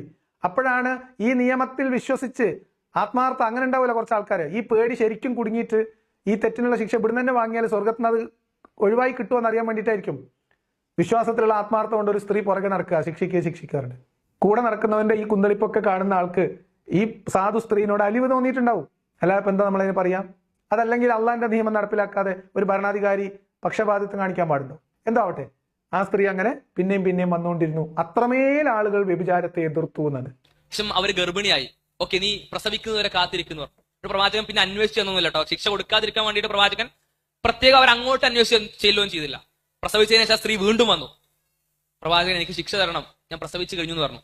വ്യഭിചരിച്ചതിന്റെ പേരിൽ ശിക്ഷ ഇരന്നുവാകാൻ വേണ്ടി മൂന്നാമത്തെ വട്ടം പോകട്ടോ. പ്രവാചകൻ പറഞ്ഞു നീ കുട്ടിക്ക് മുലയൂട്ടിയിട്ട് 2 കൊല്ലം കഴിഞ്ഞു വാന്ന് പറഞ്ഞു. പ്രവാചകൻ പിന്നെ അന്വേഷിച്ചു തന്നൊന്നുമില്ല. വീണ്ടും ആ സ്ത്രീ തിരിച്ചു വന്നു. പ്രവാചകനെ മുലയൂട്ടൽ കഴിഞ്ഞിട്ടുണ്ട്, എനിക്ക് ശിക്ഷ വേണമെന്ന് പറഞ്ഞു. ഇവിടെ നമ്മൾ മുഹമ്മദിന്റെ കൂടെയുള്ള ആളുകളെ വിലയിരുത്താം എന്നാണ് ഞാൻ വിചാരിക്കുന്നത്. മുഹമ്മദിന് വലിയ തലവേദന ആയിരുന്നു കൂടെയുള്ള ആൾക്കാർ. ഒരു സന്ദർഭം ഓർക്കുന്നത്, മുഹമ്മദ് നബി ഒരു കല്യാണം കഴിക്കാൻ തീരുമാനിച്ചു. ഈ പറയപ്പെടുന്ന സൈനബിന്റെ കല്യാണം എന്നാണ് എൻ്റെ ഓർമ്മ. കല്യാണമൊക്കെ കഴിഞ്ഞ ആൾക്കാർ ചുറ്റൊന്നും മാറി പോകുന്നില്ല. മുഹമ്മദ് ഇങ്ങനെ വെയിറ്റ് ചെയ്യുക. അപ്പോഴാണ് ആയത്തിറങ്ങിയത്, നിങ്ങൾ വിരുന്നിന് വിളിച്ചാൽ വേഗം പോയിക്കൊള്ളണം, കിട്ടിയത് വിഴുങ്ങിക്കോണം, മൂടും തട്ടി വിട്ടോണം, അവിടെ അങ്ങനെ നിന്ന് പ്രവാചകനെ ബുദ്ധിമുട്ടിക്കരുത് എന്ന്. ഇസ്ലാമിൽ മുഹമ്മദ് വ്യഭിചാരം നിഷിദ്ധമാക്കുന്നു എന്ന് പറയുന്നത് തന്നെ തമാശയാണ്. കാരണം ഒരേ സമയത്ത് 4 ഭാര്യമാർ അണികൾക്കും, എണ്ണത്തിൽ ലിമിറ്റ് ഇല്ലാതെ 9 എണ്ണം നബിക്കും, എണ്ണത്തിന് യാതൊരു ലിമിറ്റും വെക്കാത്ത അടിമ സ്ത്രീകൾ, ഓരോ ഗോത്രങ്ങളെ ആക്രമിക്കുമ്പോഴും അതിലൊക്കെ ലഭിക്കുന്ന സ്ത്രീകളെയും കുട്ടികളെയും വീതം വെച്ച് അതൊക്കെ ലൈംഗിക ആവശ്യത്തിന് ഉപയോഗിക്കാൻ അനുവാദം കൊടുത്തതിന് ശേഷം ആണ് നിങ്ങൾ വ്യഭിചാരം. ഈ വ്യഭിചാര നിരോധനം പോലും എന്താ നിങ്ങൾക്കറിയോ? അതറിയണമെങ്കിൽ ഇസ്ലാമിന്റെ ചില നിയമങ്ങൾ നോക്കിയാൽ മതി. ഇവന്മാർക്ക് ഈ പരസ്പരമുള്ള സാഹോദര്യം പോലും മനസ്സിലാകുമായിരുന്നില്ല. പല പ്രശ്നങ്ങളുണ്ടായിട്ടുണ്ട്. ഈ അന്യപുരുഷൻ അന്യ സ്ത്രീ പരസ്പരം കാണരുത്, മിണ്ടരുത് എന്ന് നിയമം വെക്കുന്നതിൽ പോലും അന്ന് ഇവന്മാരുടെ സ്വഭാവം കയ്യിലിരിപ്പായിരുന്നിരിക്കണം, കള്ളുകൂടി പോലെ. ഇതവിടെ പ്രശ്നമായപ്പോൾ സംഭവിച്ചതായിരിക്കാം. കാരണം ഇവിടെ നമ്മൾ ആ ഹിജാബിന്റെ ആയത്തും കൂടി ഒന്ന് ഓർത്താൽ മതി. അടിമ സ്ത്രീകൾ വഴിയിലൂടെ നടന്നു പോകുമ്പോൾ അത് അടിമയാണോ മുസ്ലിമായ സ്വതന്ത്ര സ്ത്രീയാണോ എന്ന് തിരിച്ചറിഞ്ഞിട്ടില്ലെങ്കിൽ വലിയ പുലിവാലാണെന്ന് പറഞ്ഞിട്ടാണ് ഉമർ വാശി പിടിക്കുന്നതും ഹിജാബ്, മുസ്ലിം സ്വതന്ത്ര സ്ത്രീകളെ തിരിച്ചറിയാവുന്ന വേഷം പ്രത്യേകമായിട്ട് ഇസ്ലാമിൽ കടന്നു വരുന്നതും. അപ്പൊ ഇവരുടെ കയ്യിലിരിപ്പ് കൊണ്ട് വ്യഭിചാരത്തെ നിരോധിച്ചു. അതിന് ഇത്രയും ഓഫറുകൾ കൊടുത്തു, ഓപ്ഷൻസ് കൊടുത്തു, നിങ്ങൾ അത് മാത്രം ചെയ്യും, ബാക്കിയുള്ള നിങ്ങൾക്ക് വെറുതെ കൈ കടത്തരുത്. അങ്ങനെ നിങ്ങൾ ഇവിടെ ചെയ്യാതിരുന്നാൽ നിങ്ങൾക്ക് നാളെ എന്ത് തരാമെന്നാണ് ഓഫർ? നിങ്ങൾക്ക് 72 എണ്ണം ഭംഗിയും വർണ്ണിച്ചിട്ട് അവിടെ തരാമെന്ന് പറഞ്ഞു. യുദ്ധത്തിന് പോകുമ്പോൾ അവിടെ നിന്ന് കിട്ടുന്നതും തരാം, മരിച്ചു തന്നിട്ട് അവിടെ നിന്ന് തരാം. നിങ്ങൾ ചുറ്റിലുള്ള നമ്മൾ ഉമ്മത്തിനകത്തുള്ള സഹോദരങ്ങളുടെ ഭാര്യമാരെ കുറിച്ച് നിങ്ങൾ അതിനൊന്ന് വെറുതെ വിടണം. മുഹമ്മദ് നബിയുടെ കൂടെയുള്ള ആളുകളുടെ ക്വാളിറ്റി എന്ന് മാത്രമാണ് അതിനെ കാണാനുള്ളത്. ഇതൊക്കെ നമ്മളെല്ലാം കണക്ട് ചെയ്ത് ആലോചിക്കുമ്പോൾ ഉത്തരം കിട്ടും. അതാണ് ഞാൻ പറഞ്ഞത്. കാരണം ഇവിടെ നിരോധിക്കുന്നതൊക്കെ തന്നെയാണ് അവിടെ വലിയ ഓഫറായിട്ട് കൊടുക്കുന്നതെന്നും കൂടി മനസ്സിലാക്കണം. ഇനി ഈ നിരോധനത്തിന്റെ കാരണവും എന്താണ്? അള്ളാഹ് നരകത്തിലിട്ട് ശിക്ഷിക്കും എന്നുള്ളത് മാത്രമാണ്. അല്ലാതെ അതിന്റെ പ്രശ്നങ്ങളൊന്നും പറഞ്ഞിട്ടില്ല. അതിനെ കൊള്ള നിങ്ങൾ അടുത്തു പോകരുത് എന്നൊക്കെ പറഞ്ഞിട്ടുണ്ട്. അടുത്തു പോയാൽ നരകത്തിലിടുന്നേ ഉള്ളൂ, വേറെ എന്താ പ്രശ്നം? അതെന്തുകൊണ്ട് വ്യഭിചാരം എന്തുകൊണ്ട് ചെയ്യരുത് എന്നത് സാമൂഹികമായിട്ട് വിശദീകരിച്ചാൽ അത് ബഹുഭാര്യത്വത്തിലും അടിമഭോഗത്തിലും ഒക്കെ പ്രശ്നം ഉണ്ടാക്കും എന്നതുകൊണ്ട് ഭൗതികമായി മനുഷ്യർക്ക് ഇടയിൽ ബാധകമാകുന്ന ഒരു സാമൂഹ്യ പ്രശ്നമായിട്ട് ഇതിനെ ഉയർത്തി കാണിക്കാൻ ഇസ്ലാമിന് കഴിയില്ല. ആകെയുള്ളത് പുരുഷന്റെ അധീനതയിൽ തന്റെ ഉടമസ്ഥാവകാശത്തിലുള്ള സ്വത്തിൽ മറ്റൊരാൾ കൈകടത്തുന്നു എന്ന ഒരു സ്വത്ത് തർക്കത്തിന്റെ ലാഘവത്തിലാണ് വ്യഭിചാരം ഇസ്ലാമിൽ നിരോധിച്ചിട്ടുള്ളത്. അല്ലാതെ അവിടെ സ്ത്രീ പരിഗണനീയ വിഷയമേ അല്ല. അവിടെ സ്ത്രീയുടെ മാനസികാവസ്ഥ, സ്ത്രീ ആക്രമിക്കപ്പെടുമോ, ഇതൊന്നുമല്ല. അതിനൊക്കെ തെളിവുകളുണ്ട്. ഈ വീഡിയോയിലൊക്കെ നമ്മൾ കുറച്ചധികം ദിവസങ്ങളായിട്ട് വളരെ ചെറിയ രീതിയിലുള്ള മൈന്യൂട്ടായിട്ടുള്ള ചില എറേഴ്സ് ഒക്കെ വീഡിയോസിൽ ഇട്ടിട്ട് പോകുന്നുണ്ട് കേട്ടോ. അത് നിങ്ങൾ ശ്രദ്ധിച്ചോ എന്ന് എനിക്കറിയില്ല. മനഃപൂർവ്വമായിട്ട് തന്നെ നമ്മൾ ഇട്ടിട്ട് പോകുന്നുണ്ട്. ഇതൊന്ന് എല്ലാവരും ഓർത്ത് വെച്ച് ടൈം ഒന്ന് നോട്ട് ചെയ്ത് വെച്ചോ. മറുപടി പറയാൻ ഒരാളെ കിട്ടാൻ വേണ്ടിയിട്ടാണ്. അത് പറഞ്ഞിട്ടെങ്കിലും വരട്ടെ, ആരും വരാൻ പോകുന്നില്ല. ഇതാണ് ഇസ്ലാമിലെ ഈ നന്മ തിന്മകളുടെ പ്രചോദനം. നരകഭയം തന്നെ, സ്വർഗത്തിനുള്ള കൊതി. ഇതൊക്കെ പറഞ്ഞിട്ട് ഉസ്താദ് എന്താ പറയണ അറിയോ? നമ്മുടെ നാട്ടിലെ കുട്ടികളോട് ഇസ്ലാമിനെ പ്രബോധനം ചെയ്യേണ്ടത് അന്ന് മുഹമ്മദ് നബി ചെയ്തിരുന്ന അതേ മെത്തേഡിലാണ് എന്നാണ് ഉസ്താദ് പറയുന്നത്. അതുകൂടി പറഞ്ഞിട്ട് നമുക്ക് നിർത്താം. അത്രത്തോളം വ്യഭിചാരത്തെ ഉപയോഗിച്ച് സമൂഹം മാറി. എങ്ങനെയാ മാറിയത്? ഖുർആൻ പഠിപ്പിച്ച ആദ്യ പ്രാഥമിക മൂല്യങ്ങൾ ഉൾക്കൊണ്ടുകൊണ്ട്. അതാണ് നമ്മൾ നമ്മുടെ സമൂഹത്തിന് കൈമാറേണ്ടത്. അതാണ് നമ്മൾ നമ്മുടെ അടുത്ത തലമുറയിലേക്ക് നൽകേണ്ടത്. എന്നിട്ട് പറയാം അവരോട്, ഈ തെറ്റുകൾ ചെയ്യണ്ട, ഈ കാര്യങ്ങളിലേക്ക് നിങ്ങൾ പോകണ്ട. അത് മാത്രം പറഞ്ഞ പരിഗണിക്കൂല. കണ്ടോ, ഈ തലമുറയിൽ, ഈ 21-ാം നൂറ്റാണ്ടില് 2023 പുതിയ തലമുറയോട് നമ്മൾ പറയേണ്ടതും മുഹമ്മദ് നബി അന്ന് 6-ാം നൂറ്റാണ്ടിലെ മനുഷ്യരോട് പറഞ്ഞിരുന്ന ഈ നരകണ്ടിട്ടോ, ശിക്ഷിക്കൂട്ടോ, ബേജാറാണിട്ടോ, അല്ലെങ്കിൽ സ്വർഗം തരാട്ടോ എന്നതാണ് എന്നാണ് ഉസ്താദ് പറയുന്നത്. എന്നിട്ട് പറയണം, നിങ്ങൾ എന്ത് ചെയ്യരുത്? കള്ളു കുടിക്കരുത്, വ്യഭിചരിക്കും. വേറെ എന്താ പറയാനുള്ളവർക്ക്? വേറെന്താ പറയാനുള്ളത്? പ്രവാചകൻ അറബികൾക്കിടയിൽ വന്ന് നേരത്തെ പറഞ്ഞതുപോലെ മദ്യപിക്കരുത് എന്നോ വ്യഭിചരിക്കരുത് എന്നോ മാത്രമാണ് പറഞ്ഞിരുന്നത് എങ്കിൽ അവർ കേൾക്കുമായിരുന്നില്ല. ഇന്നത്തെ സമൂഹത്തോട് അവരിൽ നമ്മൾ കാണുന്ന തെറ്റുകൾ അത് ചെയ്യരുതെന്ന് പറഞ്ഞിട്ട് ഒരു കാര്യമല്ല. അവരതിനുള്ള പുതിയ പഴുതുകൾ കണ്ടുപിടിക്കുക മാത്രമേ ചെയ്യൂ. എന്തുകൊണ്ട് നിങ്ങൾ അത് ചെയ്യരുത്? പച്ചക്കാണ് പറയാണ്. നമുക്ക് പറഞ്ഞു കൊടുക്കാൻ ഒരു ധാർമ്മികതയും ഇല്ല. ഒരു മൂല്യത്തിന്റെയും അടിസ്ഥാനത്തിലല്ല നമ്മൾ പിന്നെ തലമുറയോട് നന്മ തിന്മ എന്ന് പറയാൻ ശ്രമിക്കുന്നത്. ഖുർആനിൽ അല്ലാഹ് ചെയ്യരുത് എന്ന് പറഞ്ഞിട്ടുണ്ട്, അത് ചെയ്യരുത് എന്ന് പറയണം. അത് ചെയ്യാതിരിക്കേണ്ടത് അതിന്റെ സാമൂഹികമായിട്ടുള്ള ധാർമ്മികമായിട്ടുള്ള വശങ്ങളെ മുൻനിർത്തിയല്ല, നരകം പറഞ്ഞ് പേടിപ്പിച്ചിട്ടാണ്. പച്ചക്ക് പറയാണ്. ഞാൻ ഇത് നിരന്തരം പറഞ്ഞുകൊണ്ടിരിക്കുന്നു. ഇവരുടെ കയ്യിൽ ഈ മരണം നരകം എന്നതല്ലാത്ത ഒന്നുമില്ല. ഇസ്ലാം എന്ന് പറയുന്ന മതത്തിൽ വിശ്വസിക്കാനും ഇസ്ലാം മൂല്യം എന്ന് പറയുന്ന സാധനങ്ങൾ മൂല്യമാണ് എന്ന് മനുഷ്യനെ ബോധ്യപ്പെടുത്താനും ഇവർക്ക് കഴിയില്ല. ആകെ ഇവരുടെ കയ്യിലുള്ളത് ഈ മരണപ്പേടിയും നരകപ്പേടിയും, വേറെ ഒന്നുമില്ല. നിങ്ങളുടെ പടച്ചവന് വേണ്ടി, നിങ്ങൾ നാളെ പോകുന്ന പരലോകത്തിന് വേണ്ടി ഈ ഉത്തരങ്ങൾ അവർക്ക് കിട്ടണം. ഇത് കിട്ടിയതിന് ശേഷം ഇത്തരം കൽപ്പനകൾ നൽകുക, എന്നിട്ടേ കാര്യമുള്ളൂ. എന്ന് പറഞ്ഞാൽ ഭയത്തിന് മുകളിൽ നുണ കൊണ്ട് കെട്ടിപ്പടുക്കുന്ന ഒരു ചീട്ടുകൊട്ടാരം മാത്രമാണ് ഇസ്ലാം. ഇതാണ് ലളിതമായിട്ട് പറഞ്ഞ് അവസാനിപ്പിക്കാൻ. ഇനി ബാക്കി വിശ്വാസികൾ ചിന്തിക്കട്ടെ.